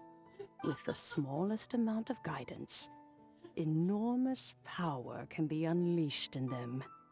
And a human who has reached their full potential may well be her equal. Someone who could have as much to teach an Adeptus as to learn from them. She always had a way with words. That her mechanical accomplishments were judged superior to one's own was, one suspects, in large part due to her sheer eloquence. Speaking of mechanics, Cloud Retainer, do you still remember that potted plant mechanism? The one that the two of you gave me as a gift? Of course. Guizhong and one both put an immense amount of effort into that gift. It would be no overstatement to call it a testament to each of our individual technical genius. As Guizhong once said, it takes every blade of grass and every flower to make a homeland. When I see the sight of Liyue Harbor before us today, I am reminded of this. Madame Ping looks very emotional right now. Well, she's been through a lot in her time. Of all of us, it was Guizhong who was the fondest of these grand and exciting occasions. If she were still with us, I'm quite sure she would still be trying to best Cloud Retainer's finest works at every opportunity. Liyue Harbor is always filled with the sound of music at this time of the year. If she were here, one is certain that she would seek you out to discuss and debate the virtues of various melodies. Oh yeah, music! We've been dying to ask. What was the melody that you played back then? Oh, also, with you being such a music expert and all, why don't you join the concert as a performer? I can make arrangements right away. Oh, as much as I don't wish to dampen your enthusiasm, it's been a long time since I played this zither. My fingers don't have the dexterity they once did, and whenever I play that tune, it always reminds me of her. I start wondering what she would think of the changes I have made to her melody. There was a period of time whenever I started strumming, it almost felt like she was back again. Sitting right there on the stone stool next to me, chatting away. Skybracer and Seagazer too, looking just like they did in the old days. No matter how much time goes by, the moment that melody starts playing, it transports me right back to that time in my memory. So the past still weighs heavily on your heart? Well, I would be lying to myself if I claimed to have completely moved on. But that is not to say that grief doesn't get easier with time. Despite the sadness, I have found many things that bring me joy in life. It is simply the nature of the world in which we live that even if one wished to mourn for an eternity, it would be a nigh impossible feat. Just look at this potted plant. Isn't it stunning? It takes an honest and open mind to confront and conquer grief. You have indeed made progress. Be that as it may, I shall leave the lantern rite stage to the youth of today. Well, if you're sure. Granny! Whoa, what's everyone doing here? Did something bad happen? Ah, and now we've spooked Yanfei. No, everyone's just here to give me their regards for the holiday. Oh, that's wonderful, I'm glad. Well, in that case, happy Lantern Rite, everyone. Happy Lantern Rite. Happy Lantern Rite. Oh, I just remembered that I have some, work to do at Yuehai Pavilion that I need to discuss with Yanfei. I haven't been able to find a chance until now. I will leave Mr. Dvorak in your capable hands. Cloud Retainer, Ping, we will be off for now. Huh? Does it have to be right now? Which case is this again? Hey, Ganyu! It seems Ganyu still has much to learn when it comes to the art of deception. What a pity. She has learned nothing of one's ability to carry a conversation. Since it's been so long, Cloud Retainer, why don't you stay? I'll make a cup of tea and we can chat a while. Gladly. This was one's intention as well. When you next see the Fontaine musician, please give him my regards. I'd like to wish him the very best with the concert. You got it, Madam Ping. Thank you all. I think you've listened to enough of my nattering for one day. As for that melody, I will play it for you all another time. Goodness knows I need to practice it first. Wow, that'd be great. We'll look forward to it. When that time comes, wherever her spirit may be among the countless grains of sand and specks of dust between the harbor and the mountains, perhaps she will look at the Liyue of today and steal a smile when she sees the prosperous land that it has become. All right, let's go tell Mr. Dvorak the news.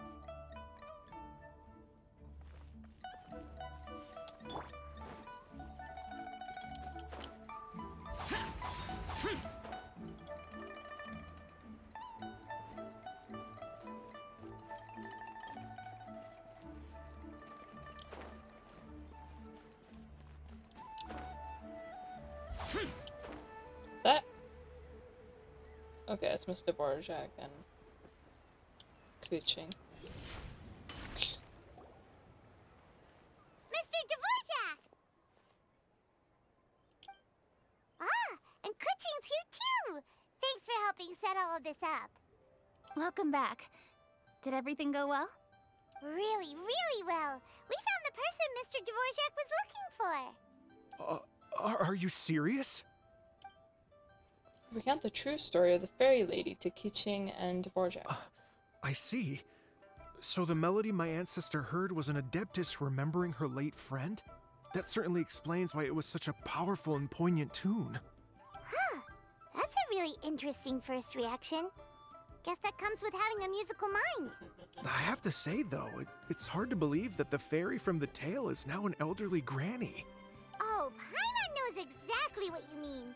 Normally, Adepti don't age at all.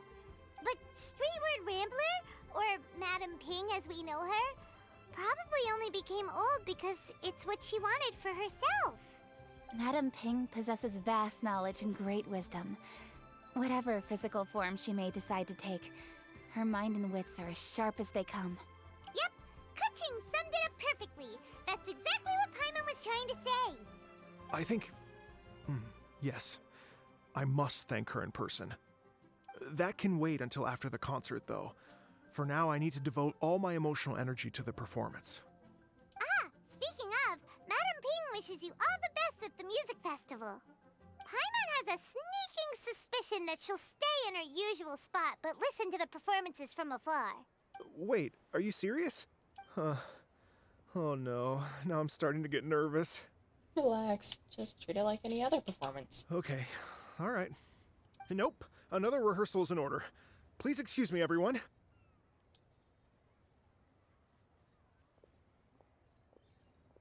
Mr. Dvorak?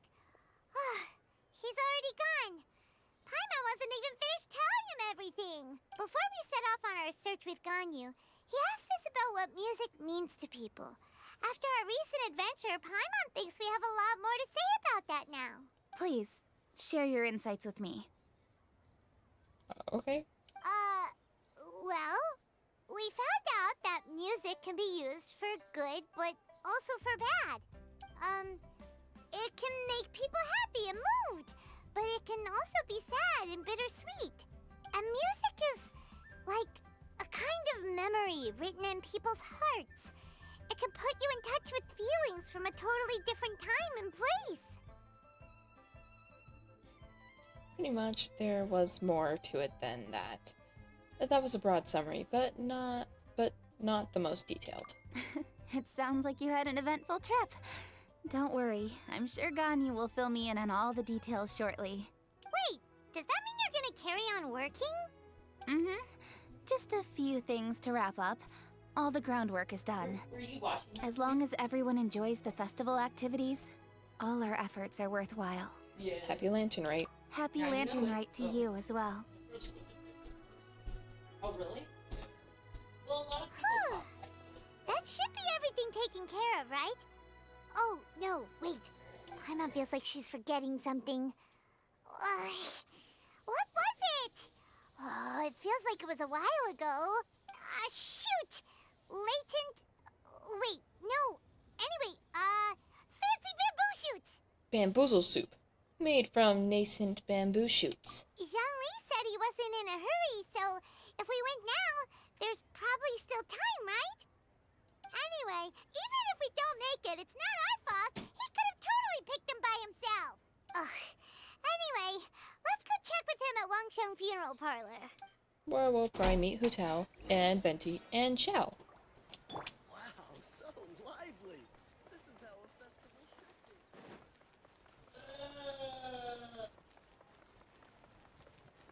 Squall Fury!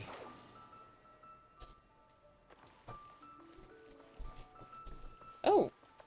Okay, my bad. There's also Xinyan and Yunjin here.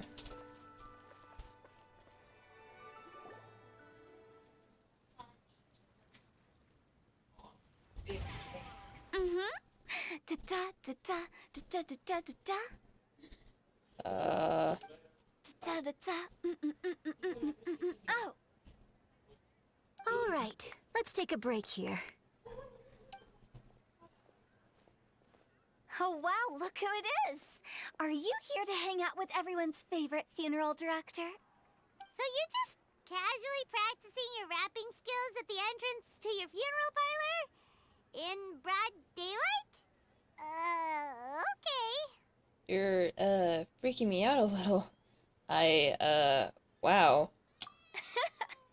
After everything we've been through, you don't see me for a hot minute, and you're back to being scared of your own shadow. We have all this open space, a clear view of the mountains behind and the sea in front. Not to mention we have several invisible audience members enthusiastically cheering us on. It's the perfect spot to rehearse. Invisible audience members? Ghosts, Paimon. Ghosts. Gotta say, it took me a few days to get used to Director Who's way of talking. Xinyan was pretty spooked too when she first got here. Just like when she sees a frog, but a giant frog with sharp teeth. Come on, knock it off. What's wrong? I've never seen someone look so confused before. Well, don't worry, because Director Who's here to explain it all. There once was a Fontaine musician who went around town on a mission. He came door to door for his iridescence tour, looking for acts to audition. Oh, bro, are you summoning Venti right now? With my words, Xinyan's courts, and Yunjin as our mentor, we'll take the stage by storm with flames roaring and the whole audience calling for more. Heck yeah. For sure!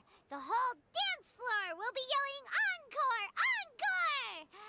Oh, now Paimon's rhyming along. But when you say flames roaring, are you sure this'll be safe? Oh, don't you worry about that. I'm pretty experienced on the stage, and I've already informed the Yuhong of all the pyrotechnics we're planning on using. Huh. Guess we'll just have to trust Xinyan on this one. Have you seen Zhongli, Director Who? Oh, Zhongli?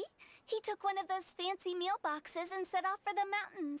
Said he wanted to pay a visit to some old friends. Of course. It's a real pity that he couldn't be around for this. As well as being a true connoisseur of traditional art forms, he's able to appreciate Xinyan's performances too. Yeah, that's right. Matter of fact, he was the one who first invited me to perform here. To tell the truth, though, I never thought I'd really find myself rehearsing here one day. Well, now you know. The Wangsheng Funeral Parlor is a great location. All of you are always welcome to come and hang out here, especially if you're in the mood to try something new. I can speak to that. Hu Tao is always full of fun surprises. And jump scares. Actually, Xinyan, I have some lyric ideas for your part. Do you want to go through them together? Sure thing. I'm all ears. Oh, Traveler in Paimon, I believe Zhongli was heading to Mount Hulao, so make sure you're hiking up the right hill. When you see Zhongli, please pass on this message to him. It's up to him whether he wants to support us at the performance tonight, but I expect him to make time for the upcoming banquet we're planning. No excuses. You should join us too. It'll be a riot. If there's one thing I've learned from being a funeral director, it's how to throw a party. I'll believe you. As I know what that's gonna entail. Hold on though, I wanna join this party here. Okay, everyone. I think that's a long enough break. Let's take it from the top, shall we? Ms. Eunice, such a strict mentor. These breaks aren't even long enough to have a sip of tea. Well, you were desperate to get involved, and this is what it takes. If I gave you half the chance, you'd be sipping tea till nightfall. Hey, how about I treat us all to some late night snacks once we're done? Hu Tao, what you craving? How about some stir-fried filet with a side of crab roe tofu? Where are we gonna find crab roe tofu so late at night? We could always just go pester Masterful Chef Zhongling. Now I'm hungry. All right, let's knock this out and then go grab some food.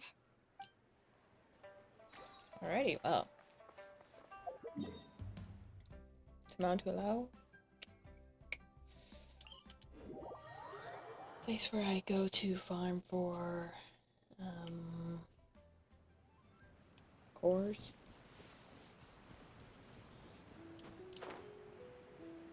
Hold on, I think I want to climb up this just a little. Quickly checking. Oh, right.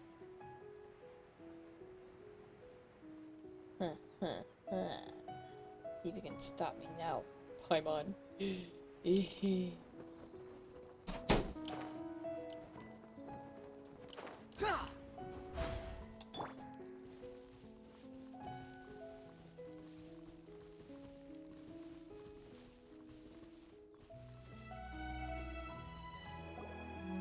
Okay.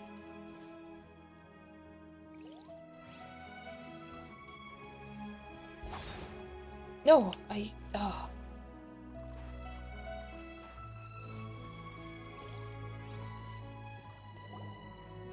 I want the mint. Alright, alright, alright.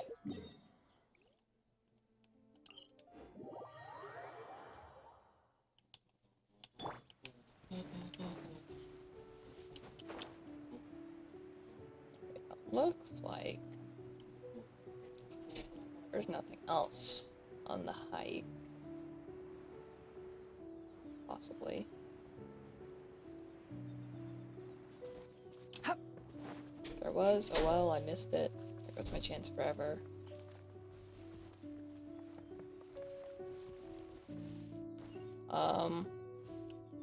Zhongli? Not here? Okay, well, whatever.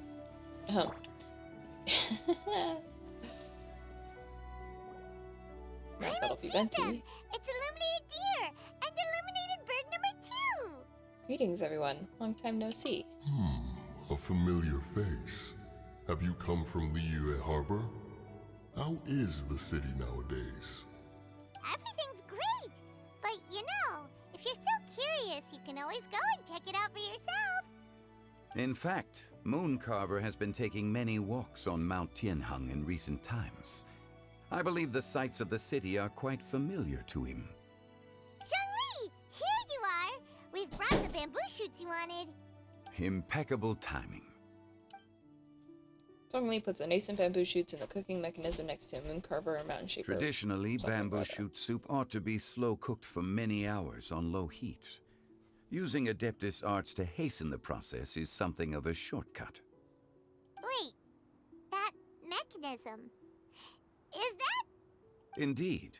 Cloud Retainer kindly lent me her supreme cuisine machine. Can we not just call it a cooking machine? Actually, never mind. She seems to take a lot of pride in her mechanical gizmos, so it's probably best if Paimon doesn't go changing the name willy-nilly. I trust that you found the answers you were seeking during your recent journey? Yes. Excellent. The past should be remembered, but not overly dwelt upon. Our journey should be seen as a means to take on more from the world around us. When the bamboo shoot soup is ready, I must insist that you try some for yourself. Of course. Oh, Zhongli, Huta told us to tell you something. She said, it's up to him whether he wants to support us at the performance tonight, but I expect him to make time for the upcoming banquet we're planning. No excuses. When she says performance, she must mean the Lantern Rite Music Festival. As for the banquet, she didn't tell us anything more about that, but she invited us to come as well. As you can see, I have a prior engagement with 2 Adepti friends of mine tonight. Please, give Director Hu my best wishes for the performance. As for the banquet, since the Director insists, far be it from a mere consultant like myself to refuse. Yay! Then we'll see you there? Absolutely. Rex Lapis, the bamboo shoot soup is ready. Thank you. I will examine it right away. The appearance is exquisite, and the aroma rich and intense. The craftsmanship of this machine is commendable indeed. Since you came all this way, you should not leave empty-handed. Please, take some soup. It tastes most exquisite while still warm. Oh, in my backpack, it will forever stay warm. Boom. Piping hot bamboo shoot soup. Will that change, though? I worry. Let's see.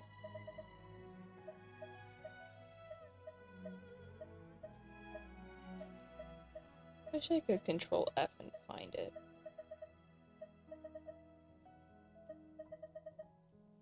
Alright, well, I'm heading to the park. I'll see you guys later.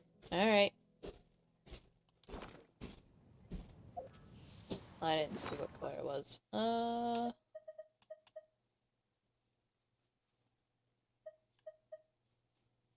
Should only be one of it, so...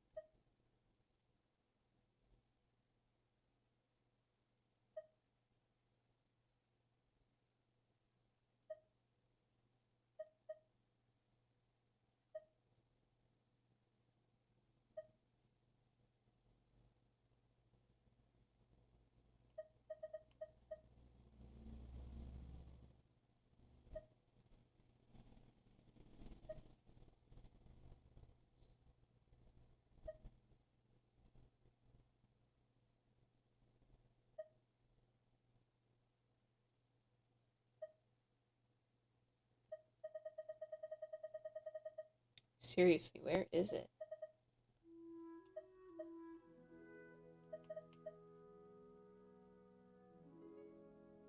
Oh, it's now slow cooked. Oh! Okay.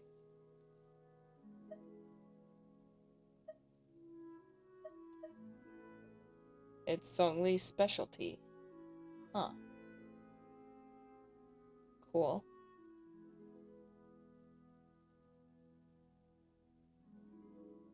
I mean, it's not piping hot, but you know, whatever.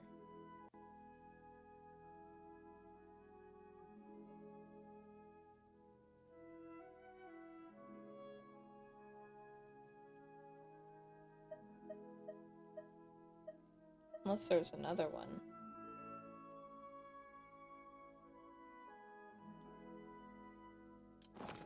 Oh well. Turn to Liyue Harbor.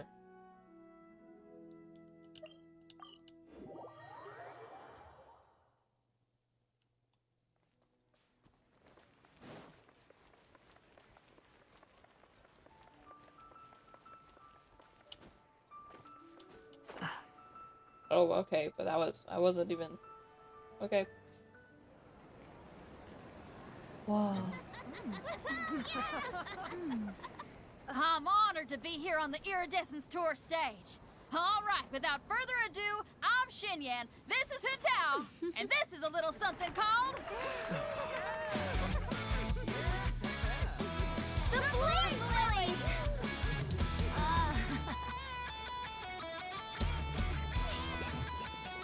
Xinyan, Hito. I'm up here blazing trails through the midnight sky, lighting up the world below. And when the crowds all hear my voice, they'll meet the spirit of rock and roll. Let's go! Hey, you butterfly, you two buzzing by, guiding your way to the afterlife, opening the path without a fright. Oh, I'll light the fire, watch it blaze across the universe. I'll spit my rhymes, watch you step, or you'll get burned. Hey, woo!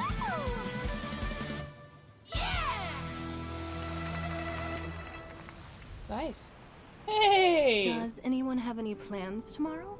With another year behind us, I think we deserve a celebration of our own. My treat. Interested? The Tianquan footing the bill? I can't miss out on that. Oh, it's Baishu! Who knows when we're gonna get him? Shall. Of course.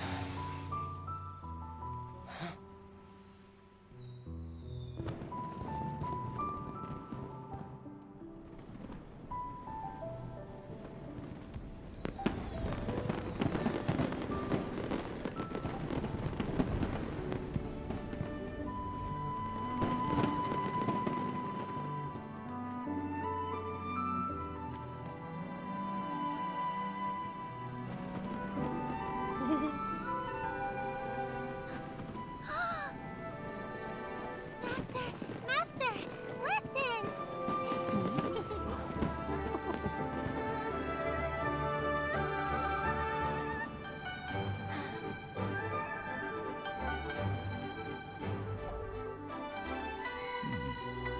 May the year ahead be a blessed one. I believe it shall be.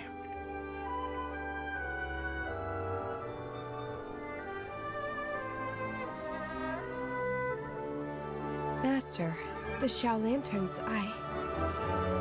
Ha! Elementary.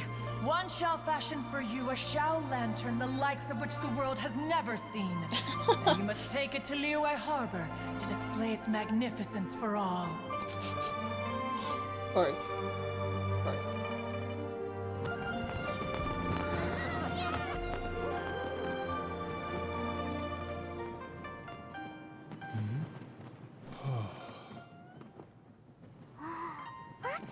Listen! That must be Madame Ping!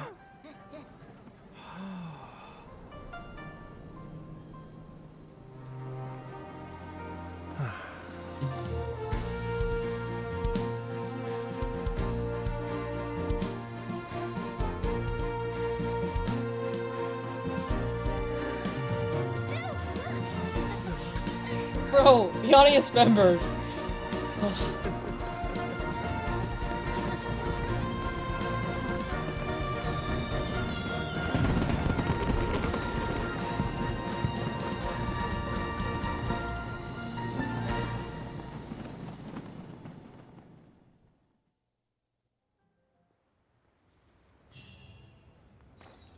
Single harmony for irreplaceable soul. Complete. Yay! Between facades and familiar faces. Wait until the following night, 1900 to 2400. My goodness, midnight?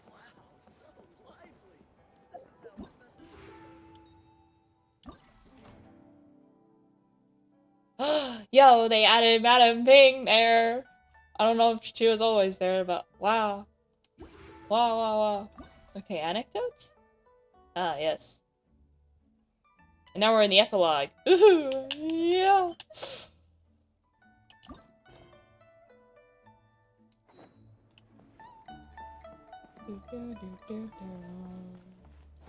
The wind rises.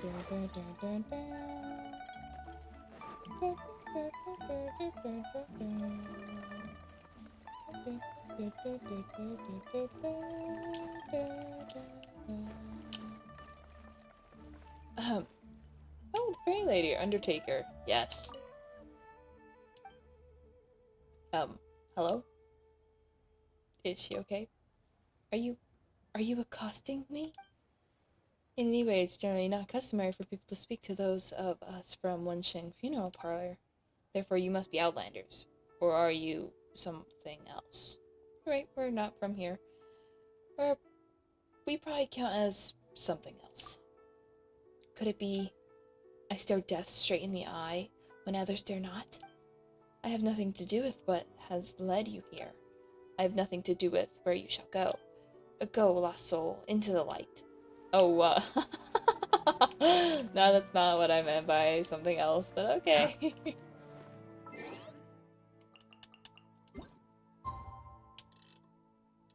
No.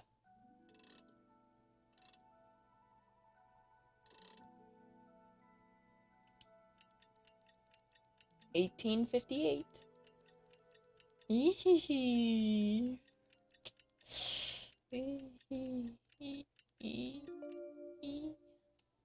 Okay, here we go.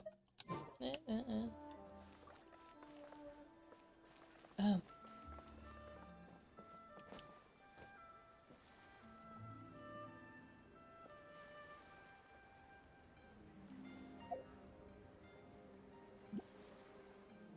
Time elapses rather quickly, doesn't it?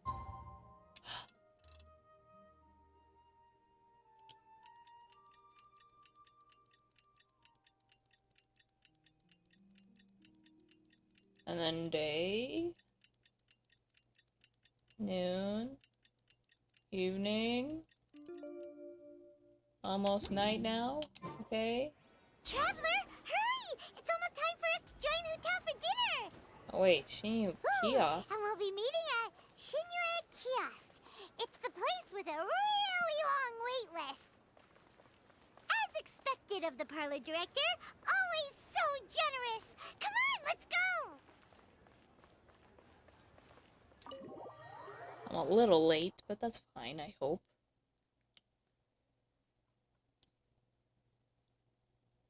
Ooh, hello. Oh, so that's how it is. Thanks for the suggestions, Mr. Zhongli. I have them all noted down. I've long heard that your knowledge encompasses all things old and new, Mr. Zhongli, but I never knew that you were well versed in the art of cooking, too. It is truly an honor to make your acquaintance. No need for formalities. I too feel humbled to be in the company of such talented young people. There are many things I could learn from you. Oh, you flatter us. Oh. If it's possible, may I trouble you to provide a few words of guidance for my practices in exorcism? Exorcism? I can't say I'm an expert in the field, but if you don't mind, we could start by discussing... Whoa, there's so many people here. All we knew was that Hotel invited Zhongli over. Paimon never thought we'd be meeting so many old friends. We interrupted a conversation. Paimon, I wanted to hear. Happy Lantern Rite, everyone! Happy Lantern Rite. Likewise. Please take a seat. Where do I sit? Where do I sit? Where do I sit? Happy Lantern Rite! Are you having fun? I'm learning a lot. I've become musically cultured. Me too. I've seen Xinyan perform before, but this is the first time I've watched something like this. I heard that the audience loved it too, and she's been receiving quite a lot of performance invitations lately. She's more busy than ever, and Yoonjin's gonna help her. Yep, and they asked us to pass on their season's greetings to everyone. They hope we'll have a wonderful gathering. The performance was spectacular indeed. However, it gave Xiangling a huge burst of inspiration, which in turn gave us a bit of a headache. Us? Did Xiangling ask you to try out her dishes too? That, my friend, is beside the point. Watching you eat was enough for me. Oh my gosh. Come to think of it, I probably shouldn't have burdened Chongyun with eating my share too. Oh. Yeah, you probably shouldn't have. Hold on. Xiangling came up with a new recipe? Let Paimon try! Oh, great. See? Someone here knows how to encourage people. Thanks, Paimon. Oh, and I have to thank Mr. Zhongli, too. He gave me lots of useful pointers that really drove it home for me. Oh, so that's what you were talking about before we arrived. Yes. Since we'll be dining together, the topic of our conversation naturally revolved around cooking. Xiangling's ideas are truly unconventional.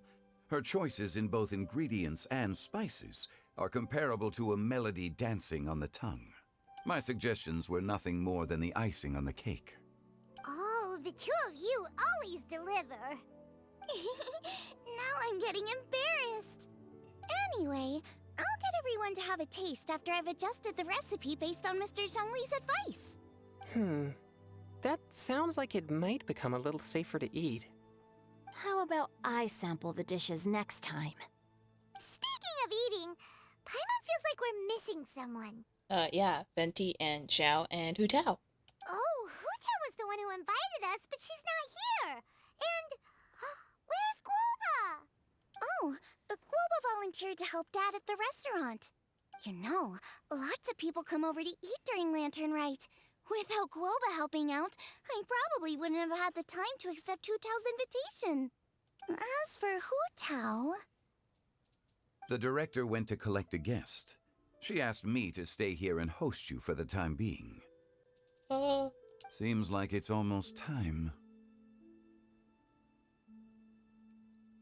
Huh? Hu Tao went to fetch someone in person? Oh, that must mean they are super important. Could it be Keqing? Ningguang? Or Captain Beidou? She didn't clarify. And as her subordinate, I couldn't just pry into the details, could I? So the door of the restaurant burst open as if struck by a hurricane. We're here! I'm so excited. Oh, we're not late to the party, right? Right? Good thing the Conqueror of Demons and I are both as swift as the wind. And whoosh, we made it just in time. Oh no. Everybody has just exclamation marks. Oh. Do we have to pretend we don't know Xiao? I see. So the important guest is the Conqueror of Demons. I've been looking forward to meeting you. Right, it's my son. I mean, who is this man? Mm-hmm. The director didn't mention anything when she invited us. What a pleasant surprise. Gathered here with us tonight are not only young and accomplished individuals, but also the protector of Leo's peace, Adeptus Alatus. To convene here with all of you is indeed a great honor. A few days ago at Wangshu Inn. Ooh, I get a flashback. It's almost Lantern Rite, yet you took all the trouble coming here. Oh man, the height difference.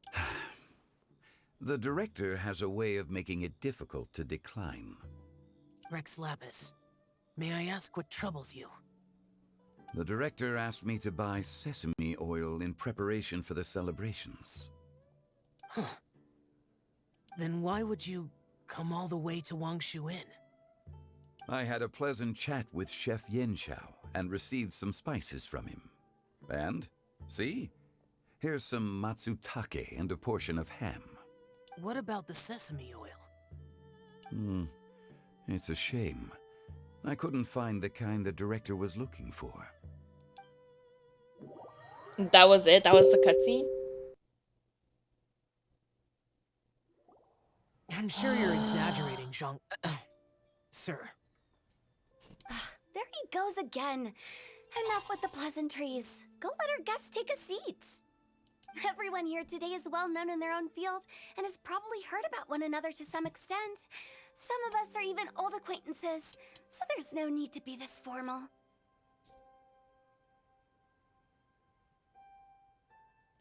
I heard that the Conqueror of Demons and the Traveler are pretty close, no? We're old friends. Great!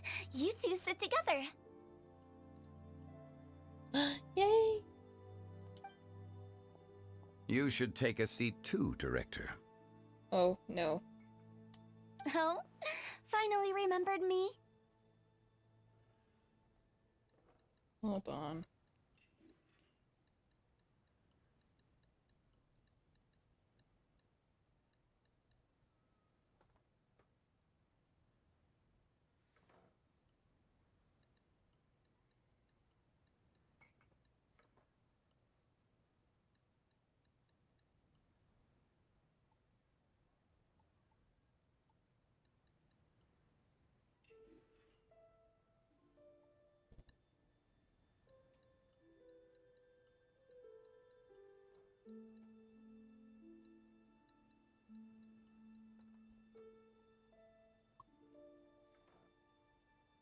When we arrived just now, the host at Shinue Kiosk told me our dishes are almost ready. Perfect timing. But when's Venti supposed to get here? Let's not wait any longer and ask them to bring out the food. No, please don't sit next to me. Sit next to Zhongli. Delicious looking food arrives and pleasant scent fills the air. I would have never guessed the person who Tao went to fetch was Xiao. Oh, that's also the first I've heard of the Traveler and Paimon being friends with the Conqueror of Demons. What? You know Xiao Chu? Oh, it makes sense. Paimon. Knowing is a bit of an overstatement. I've always looked up to him. Oh. You might not know this, Paimon, but we exorcists have worked in close collaboration with the Conqueror of Demons for many generations, dispelling evil together, both in the open and from the shadows. Hard to imagine that thanks to Hu Tao, I've finally gotten the chance to meet him. Conqueror of Demons, I am honored to make your acquaintance. Likewise. It is a great honor indeed to have a chance to meet the legendary Conqueror of Demons. Changyun has brought that name up quite a few times in the past. I remember you mentioning wanting him to understand the importance of exorcists. Ahem. Stop embarrassing me. Well, we know each other too. He helped try my dishes during the Masterful Chef's cook-off. I didn't think we'd have the chance to meet again. Happy Lantern Rite. No anecdote, however, compares to meeting you in person. I'm Xingqiu, Shangli and Changyun's friend. The pleasure is all mine. Whoa. Everyone's getting all formal and polite all of a sudden. Paimon doesn't know what she should say anymore. Paimon also doesn't have a chair. I mean, she could sit all the way across over there, but I don't... Adeptus Xiao, mighty conqueror of demons. Please accept Paimon's greetings too. Belated Happy Lantern Rite. Belated isn't the right word to use here. Paimon tried very hard to look for a fancy word, okay? Don't be too harsh on Paimon. There's no need to be so polite. Whoa. You're right. This was meant to be a nice little get-together between friends after all. Too much formality kills the atmosphere. Guess we have to call in. I didn't plan this gathering only for everyone to walk on eggshells. Hiya. Yo! What's your true intention then? To get two gods to meet? A little get-together between friends, sipping the finest tea and watching lanterns float into the sky, bidding farewell to the past and embracing the present with joy. And that is something our consultant would say. I think it deserves a standing ovation. Clap, clap, I guess. Indeed. Exceptional acting skills, Director. As for me, I'm just here to have fun and treat everyone to something good. But what about Venti? We all worked really hard this year, whether traveling or guiding, cooking, helping with the family business, exorcising evil spirits, or conquering demons. And of course, our consultant, who's been helping out at the parlor every now and then. Everyone has done some pretty amazing things. How about nobody's gonna point out the fact that there is an open seat? As the one who brought everyone together, it goes without saying that I'm the one most deserving of praise. Huh? Sounds kinda self-important, but Paimon thinks it's pretty amazing that she managed to talk Xiao into coming. He rarely ever enters Liyue Harbor after all. I'm curious about how she did it. It wasn't as complicated as you think. Another flashback. Not long ago at Wangshu Inn. Again. More flashbacks. Okay, gotcha. Thanks, boss lady. It's not boss lady, just boss. And there she goes. What a lively girl. Conqueror of demons, Adeptus Xiao. Guardian of Wangshu Inn, hero of Dihua Marsh. I know you're there.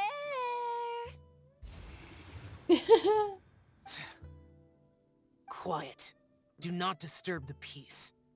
Sorry, but you wouldn't show up if I didn't yell your name, would you? I know you. You're the 77th director of Wangsheng Funeral Parlor. Is there something you need?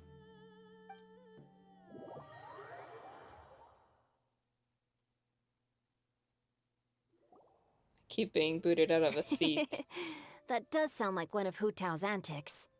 Did the Conqueror of Demons agree to come so that Hu Tao would stop pestering him? There might be other reasons. Smart guess. Huh? There's more to it? It gets pretty boring from here on. I talked about the funeral parlor's past relationships with the guardian yakshas. You know, just to be sociable. In the time of the Archon War, disputes were frequent, and disaster overtook the land.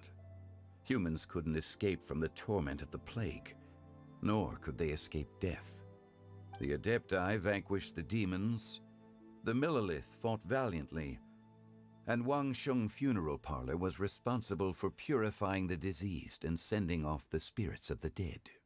That is how the border between life and death was maintained during the war. And it effectively prevented further incidents from happening. That's right. 1 point for the consultant.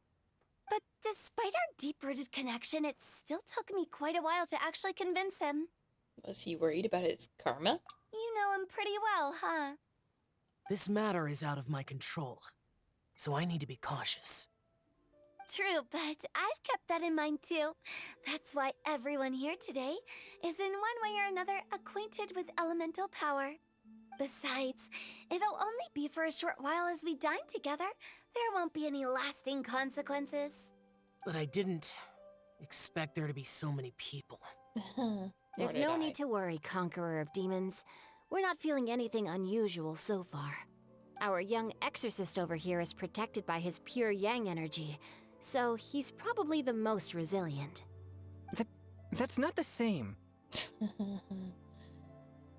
And did you just toss your carrots into my bowl? Hey, don't look away. Huh? What? I'm siding with Changyu. Such a bully. I saw that too. You're lucky Guoba isn't here today. He hates seeing people being picky with their food. If he'd seen that, he'd definitely make you eat all your carrots. Huh? Guoba would do that? Is he that uncompromising? But now that I think of it, Xianglin told me that Guoba used to be the stove god. It sounds like you've heard the rumors. You seem pretty quiet today. Is everything okay? Not used to being around so many people? I'm doing fine. Not long ago, before Lantern Rite, I met an old friend. Thanks to his help, things have been a lot more stable than before. That's good to hear. Give everything you don't eat to Paimon. An old friend? You should know him. He's...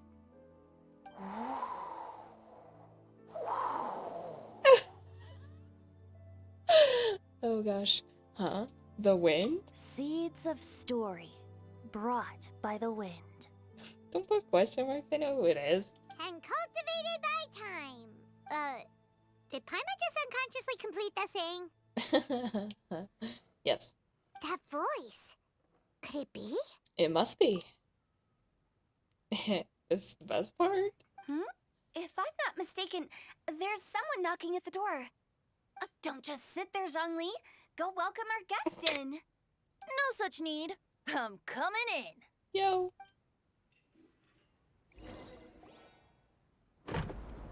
The door to the restaurant gets blown open by a gust of wind again. You finally let me in. Hello, hello. No matter if we've met before or not, this moment marks a brand new encounter. Old friends and new. Happy Lantern Rite. Oh, it's the tone deaf bard. Yay. Finally. Oh, he seems to carry a valiant breeze wherever he goes. It looks like we're gonna be friends. Fate has brought us together, so come on, take a seat and be my guest. Help yourself. Oh, I'll ask them for another set of cutlery. There's already on the table. This young lady here is as bright as a fresh bouquet of flowers in the morning's rising sun. She no doubt is the one with the most authority here. Whoa, these dishes look amazing. Is it really okay for me to join in?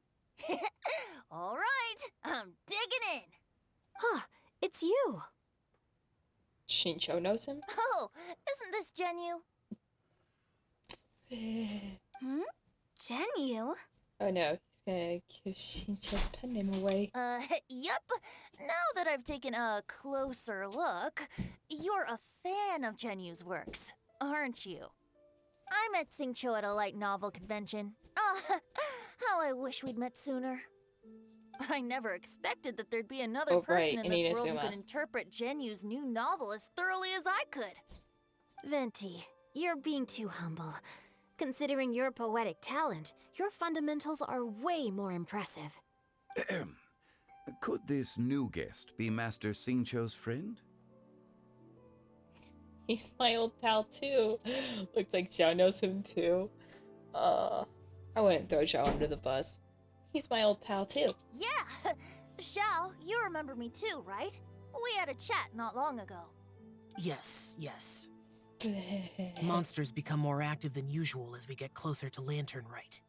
I was patrolling Dihua Marsh a few days ago, when I happened to run into this...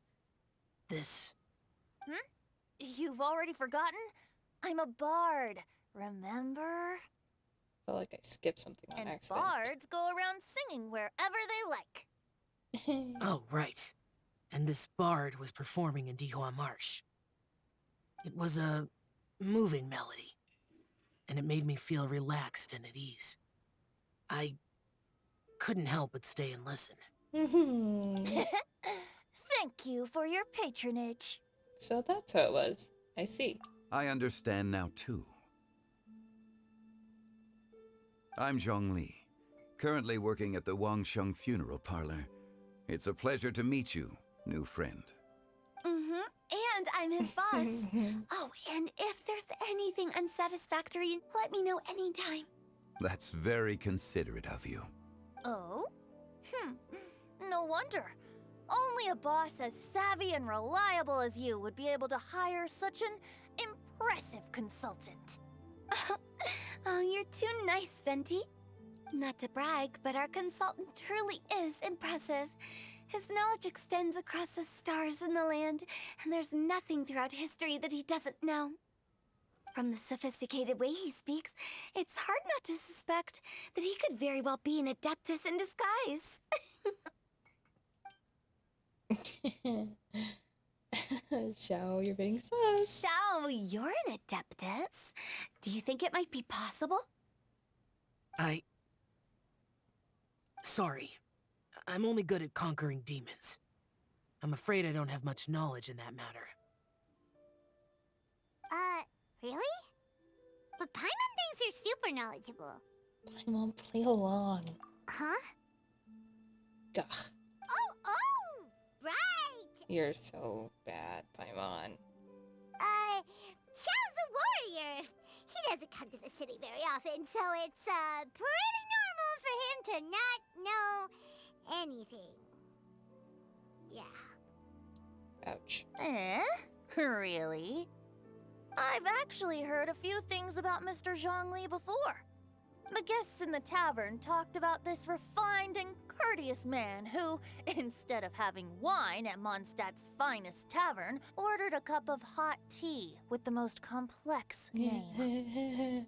Now that you mention it, I seem to recall that there indeed is a musician like yourself in Mondstadt. I've heard that he's elegant and amiable, his works witty and vibrant. It's no overstatement to regard him as the best bard in Mondstadt. Now you're making me embarrassed. I would say that Mondstadt's poetry is a little run-of-the-mill sometimes. There's one I heard a while back that went, "The old house is renewed, welcoming the spring breeze, awakening old memories." The meaning's there, but the word choices are unimaginative, and there's a distinct lack of literary flair. I think so too. The composition needs a little jazzing up. If I were to give it a go, I'd make it an old melon on a vine, a new flower that grows fine. Oh, good one! It feels unique and has a nice ring to it. You have great taste, Venti. I was right about you. Let's shake hands. Of course, of course. Hey, Shincho. Mind lending me a few books when we get back? Pick out some well-written ones. I don't know if it's my own lack of literary knowledge, but I couldn't tell the difference between those two. I don't think it's your fault. Chongyun's right. It's not our fault. Paimon, watch and learn from Hu Tao and Venti. This will come in handy for your ugly nicknames. Oh, you have a point. But speaking of, why is the Tone Deaf Bard here? Are you here to take part in Lantern Rite too? I heard that Liua will be hosting a Lantern Rite music festival this year. As a musician myself, how could I possibly resist the temptation to come take a look? Or listen. Getting to know other musical styles is essential to sparking inspiration, don't you think? But the music festival wasn't planned beforehand. As for the Fontaine friend who hosted the festival, I saw him near Stone Gate the other day.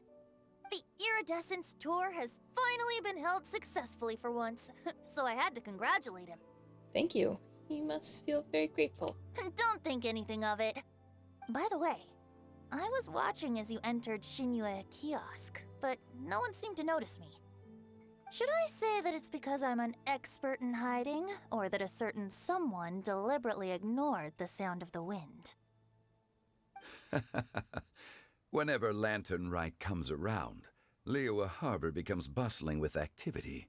People are all busy watching the lanterns and strolling around the shops, and they might just go travel somewhere on a whim. It is rather difficult to predict another's whereabouts. Does that mean I could have, spotted Venti before I got into this place? The festival is in full swing and proceeding smoothly, and we're all gathered here with friends, new and old.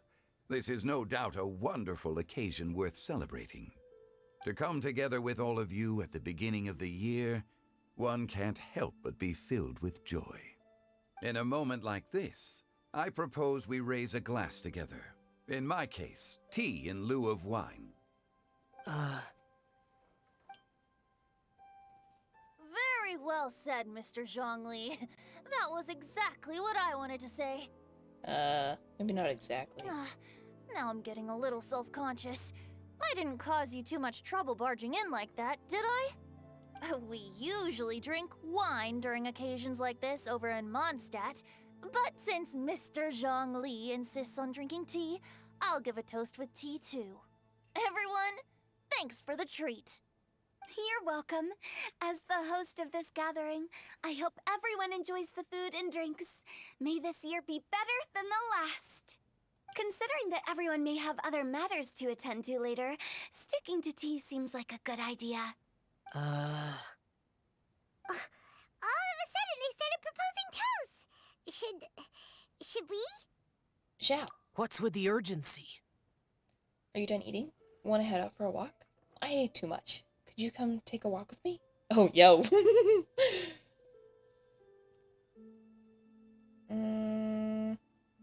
I ate too much. Could you come take a walk with me? Sure. Have you two finished eating? It's always nice to have a breath of fresh air after a meal. Helps with digestion. Paimon will come too. You're still hungry, right? Yeah? Don't worry. We'll be back soon. Okay then.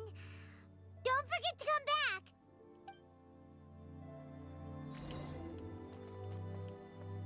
Wait, I want to talk to everybody before I leave. About you and Venti.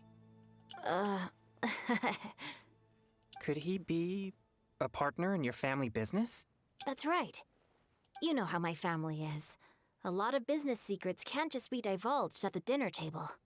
Ah, just as I thought. Did you talk about anything interesting before we started the meal? Anything fun I missed out on? Oh, we were talking about cooking. Mr. Zhongli told us that he went on a trip to Xiaoyang Village the other day and got a hold of some uncommon ingredients. Tea seed oil and sesame oil. He suggested I try using those in my new dishes.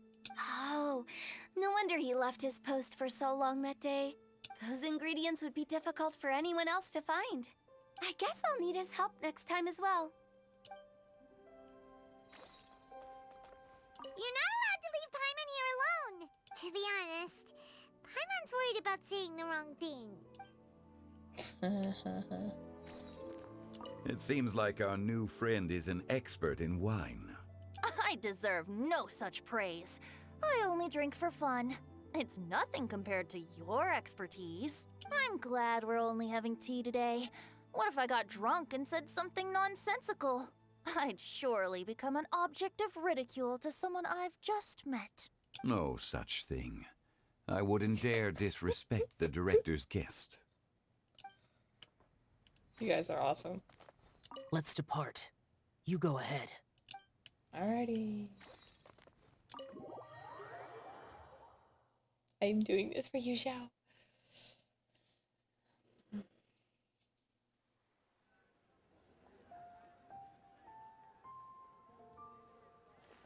Are you all right? No, I should be the one asking you that. It's hard to describe. Unfamiliar with gatherings like this? It's not that. There were those among the Adepti who loved gatherings and idle chit-chat. Sometimes they would call up a few others for a drink. Even I got dragged along to their gatherings many times. Yes, he got dragged along. The Adepti all have their specialties, making most of them proud and arrogant. Everything they say is straight from the heart. It never gets too complicated. But this time... I understand. It's all Zhongli's fault. I understand. It's all Venti's fault. I will never go with Venti, though, because he is my favorite, so... It's all Zhongli's fault. That's not what I meant. Or perhaps I should say Rex Lapis is really good at adapting to human life. You could say that he actually enjoys doing so. And that's something I might never be able to do. You don't have to be like them. You do you.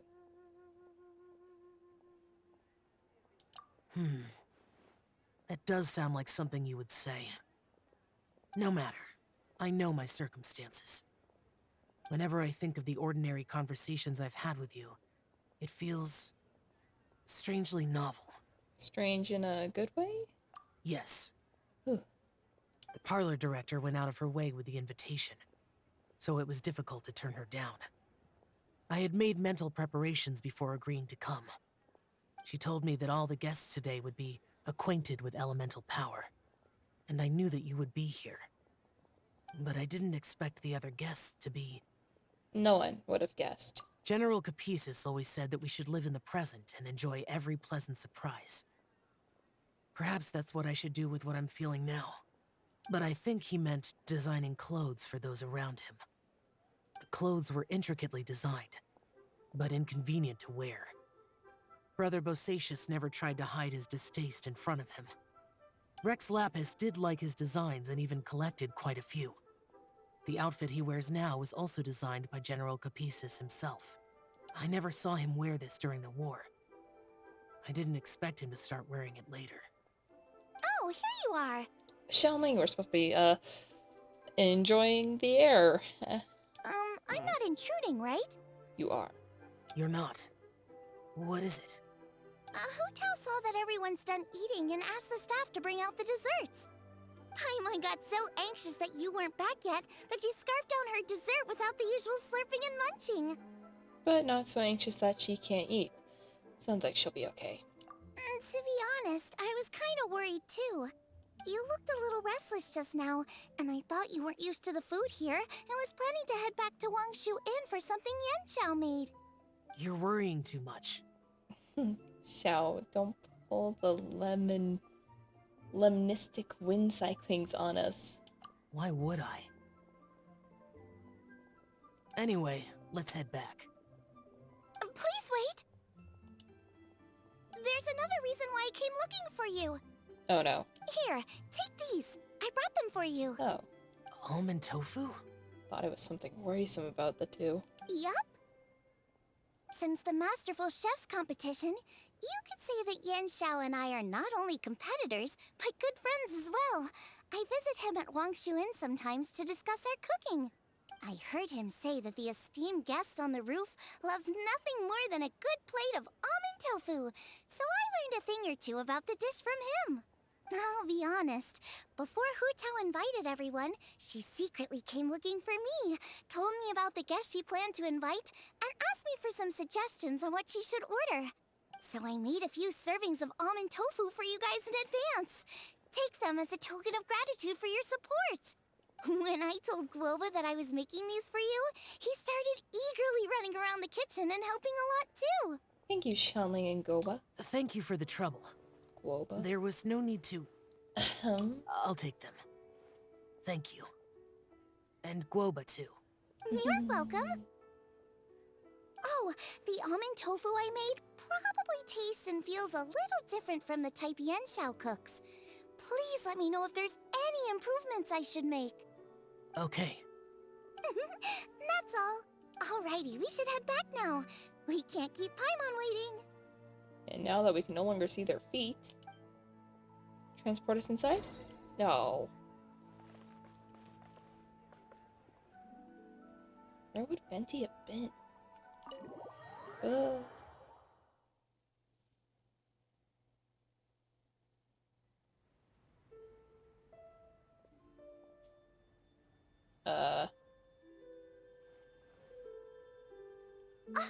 You're finally done whispering secrets to each other? Don't say that, Paimon. So much for promising Paimon you'll be back soon. Well, you're pretty quick. You're only angry because you have no sense of time.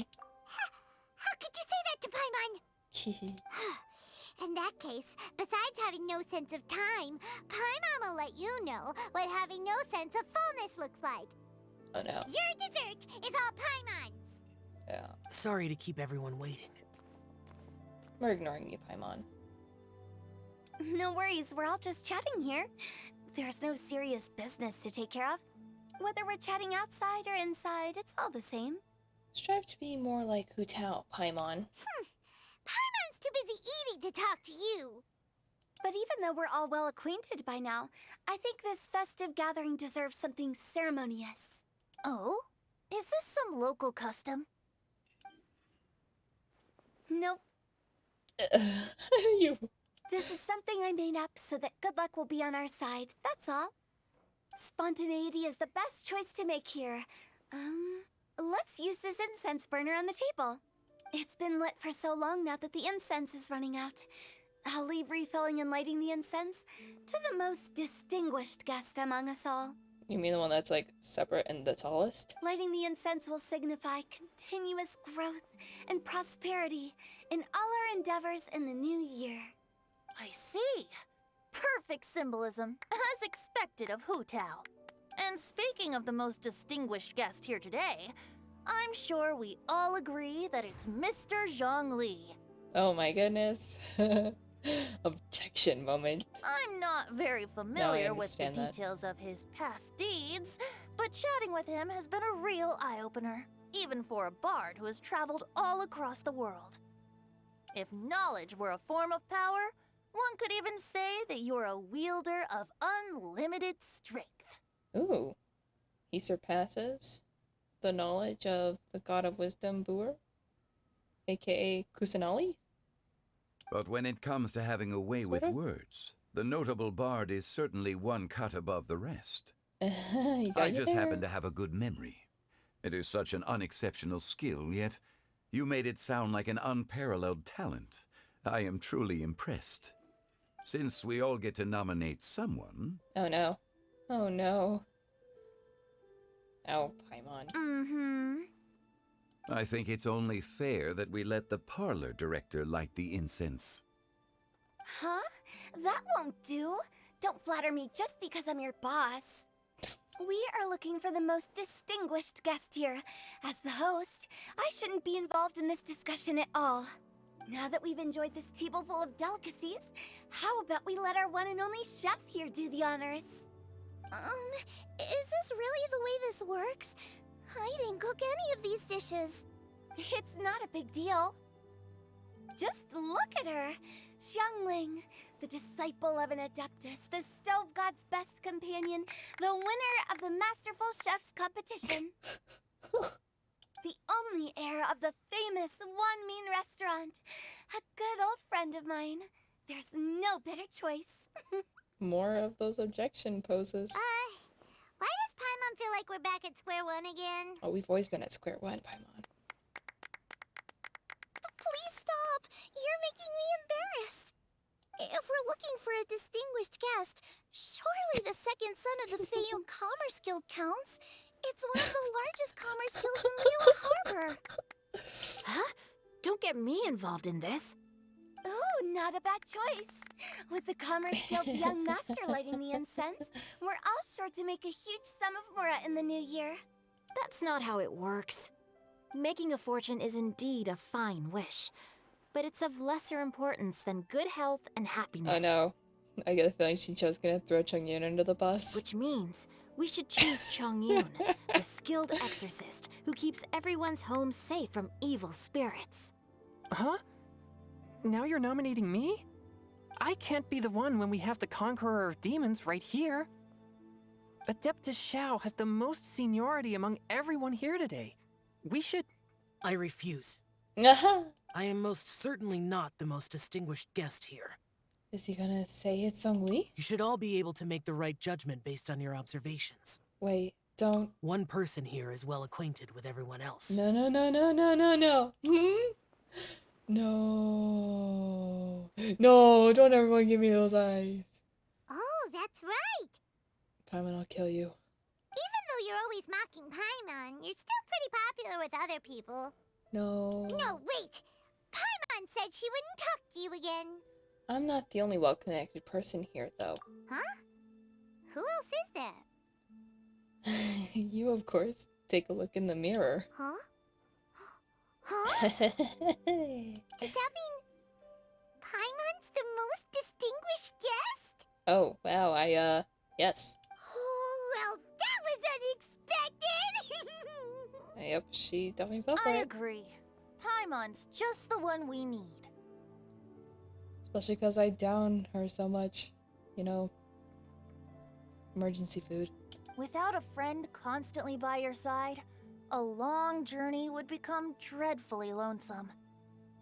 But once you have someone there to brighten up the atmosphere, everything along the way will become lively and vibrant too.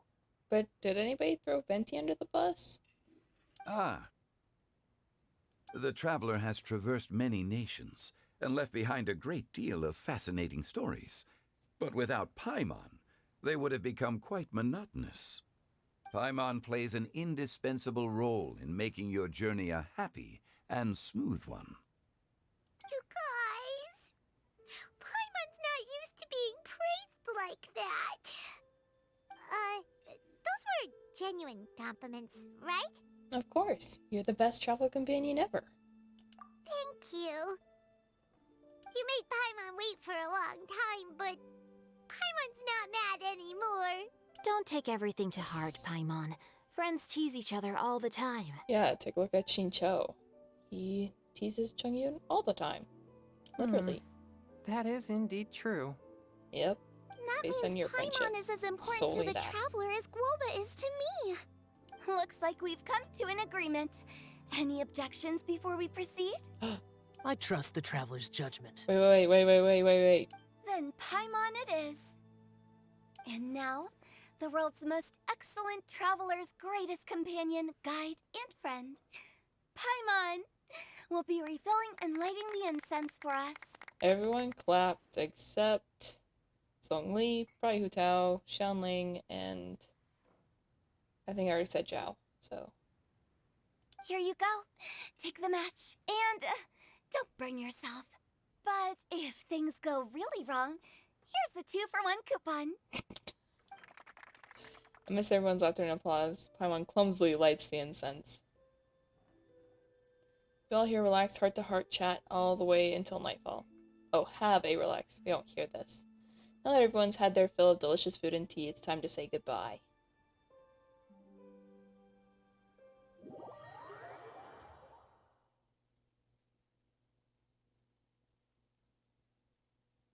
Ueshu. Ah. It's getting late. I won't take up any more of your time. You're all free to go as you please. Food and desserts were delicious. Thanks for the treat, Director. Yep, the tea was amazing too. You don't have to go all polite on me. Just remember to come when I invite you next time. Let's see. It's dark out, so I'm going to accompany Xiangling, Xingqiu, and Chongyun back home. As for the rest of the guests, I'll leave them to our consultant. No need. I'm headed towards the harbor to meet a friend on the ship. There's no need to trouble one such as Mr. Zhongli. Are you talking about Gaza? I think you know the place I'm talking about. Come meet me anytime. I will. It was great getting to know you all. Let's meet again when the spring breeze begins to blow. Bye. Oh, we should write poetry together sometime. I mean, it's possible he's talking about We'll Captain catch Beta, you but I all really later then. hope he was talking about Kazuha. Like, more anime boys, please. Don't forget to return to the parlor later. There's something I need you to do. Oh no. Understood. See you later. Bye. Well then. Rex Lapis. Just Zhongli will do. I live as a mortal Just in Liu Dad. Call Harbor me now. Dad. I am just one among many who begin work at sunrise and retire to rest at sundown. If we were to consider status and seniority as Zhongli, I should be respectfully referring to you as Adeptus Shao. Heaven forbid. Adeptus Shao. Let's stop teasing him now. I meant what I said. I heard that during the Lantern Rite Music Festival, you conferred with Streetward Rambler and Cloud Retainer. I take it as you've gained a lot more knowledge about the past? The same truth will sound different coming from different people. As more bear witness to a story, feelings and interpretations expand in variety too. I once had a pleasant chat about the past and present with a Sumeru scholar named Soraya, and learned a few things about her research topic. From the evidence she found and the conclusion she made, her area of research is already very close to the truth. But there are multiple sides to humans and gods alike. In the legends recorded by humans, some gods were depicted as arrogant and condescending, while others were kind and capable. But whether to me, Streetward Rambler, Cloud Retainer, or younger adepti such as Shao and Ganyu, those adepti and gods that may seem extraordinary to humans are something more akin to close companions. This was as true back then as it is right now. Just how Shao may seem unapproachable to most, but the Traveler has proved otherwise. So there's no need to dwell too much on certain things. Zhongli, what you're saying is... It looks like you understood what I meant. Ah, the director asked me to accompany you on your return, but I don't think you'll need my protection. I'll be taking a walk around and admiring the night scenery. After that, it'll be time for me to go back and meet up with the director. Goodbye for now. Where's Venti in all of this? Everyone's gone now. Oh, right, he went to the ship. I'm so dumb. Paimon always feels a little empty inside when a lively celebration ends. But at least you always stay by Paimon's side. No. Paimon got it mixed up. Paimon, the best and most distinguished travel guide, will always stay by your side, traveler. It's my honor. I'm afraid there'll be a lot to ask of you in the future too, most distinguished Paimon. Good that you're aware of that. Shell, is there anything else you want to do? We could take you on a tour of Liyue Harbor. No need. I've stayed here for much longer than I had expected. The city lights are a fine sight. But it's time for me to leave. The events of today occurred so abruptly. I appreciate your kindness. The feeling's mutual. You don't have to thank me every time. Okay. I'll see you next time then. Alright, time to find Venti and possibly Kazuha. Oh my goodness.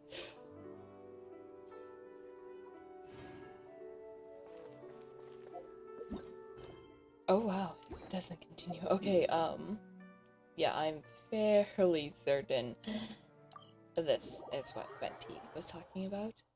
Please. Yes! And Kazuha!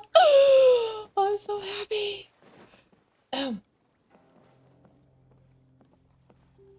This is such a cool ship! Yeah! Facing the sea breeze and gazing out at the soaring seagulls makes me want to sing out loud! Kazuha, how about I stay here and be the ship's resident bard? What are my prospects? With your level of artistic finesse, I'm sure nothing will go wrong. But I'm afraid the sailors aboard are not the most versed in the arts. They probably wouldn't understand the deeper meaning your poetry holds. You can't say that for sure. Poetry is spur-of-the-moment creations. Anyone viewing the same sights and experiencing the same atmosphere would surely understand. There's a port in Mondstadt too, but I rarely get the chance to board any of the ships. Speaking of ships, everything's perfect about this one, except... Kazuha, could you tell your captain that my height says nothing of my age? I'm way past drinking age. How often does one get to enjoy a seafood feast on a ship? It'll be a real shame if there isn't anything stronger to enhance the food. Pretty please? There's not much I can do about that. It's not because Captain Beto's not on the ship right now, but because there's no room for negotiation on this matter. Even I have to sit in the no-drinking zone every time. Oh, and he sounds so depressed about it. But I don't get drunk after just a few sips. Trust me, I can hold my liquor really well. Honestly, you guys, best. Yep. Xiao's amazing too, but... Let's see, he might have returned to Wangshu Inn.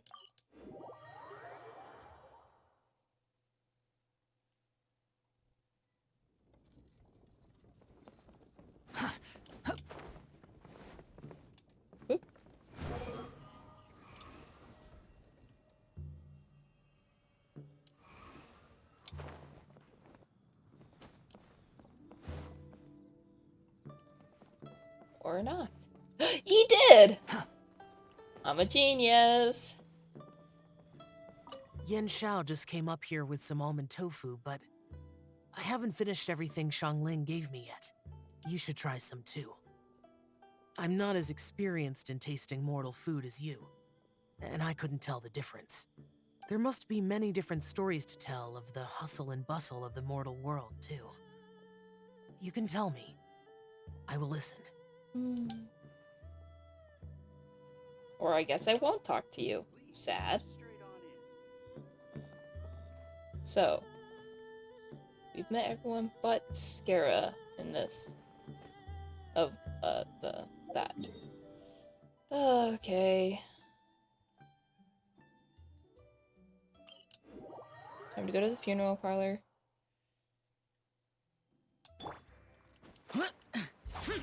Boring!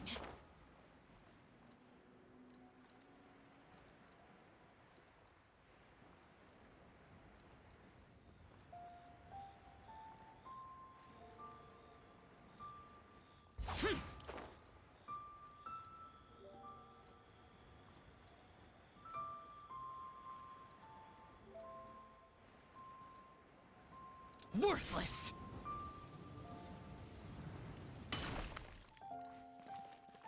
Hu Tao? No Hu Tao or Zhongli. Wow. Just wow. Quit following me. There isn't anyone else in here, is there? That one guy is back in there, like, immediately. Oh, gosh. Francis. Yep.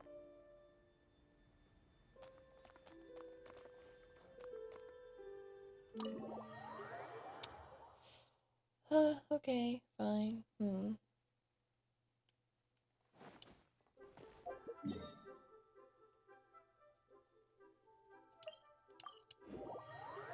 Oh, off to the perfect photo taking area.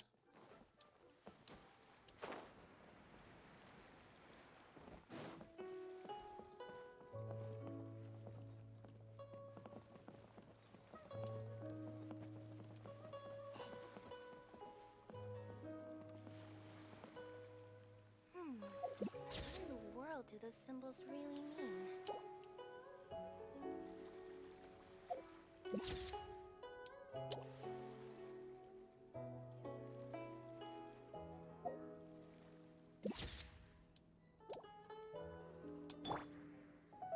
Okay.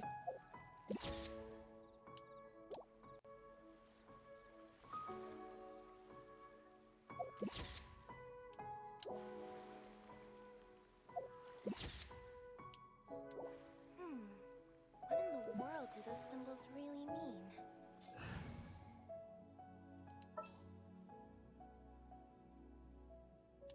This world is full of unsolved mysteries. I bet he's gonna be up here. Got a problem you can't solve? Clue me in.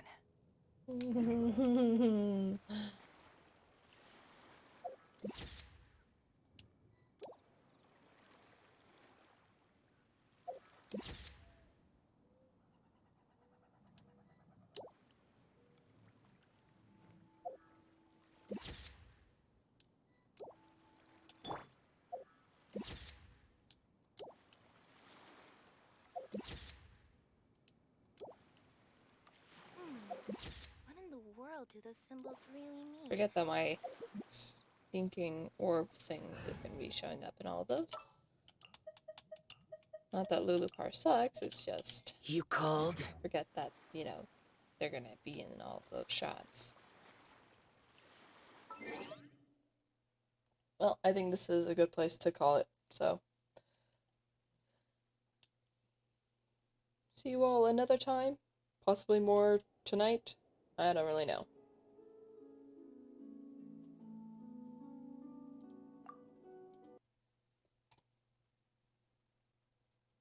And, happy Lantern Rite.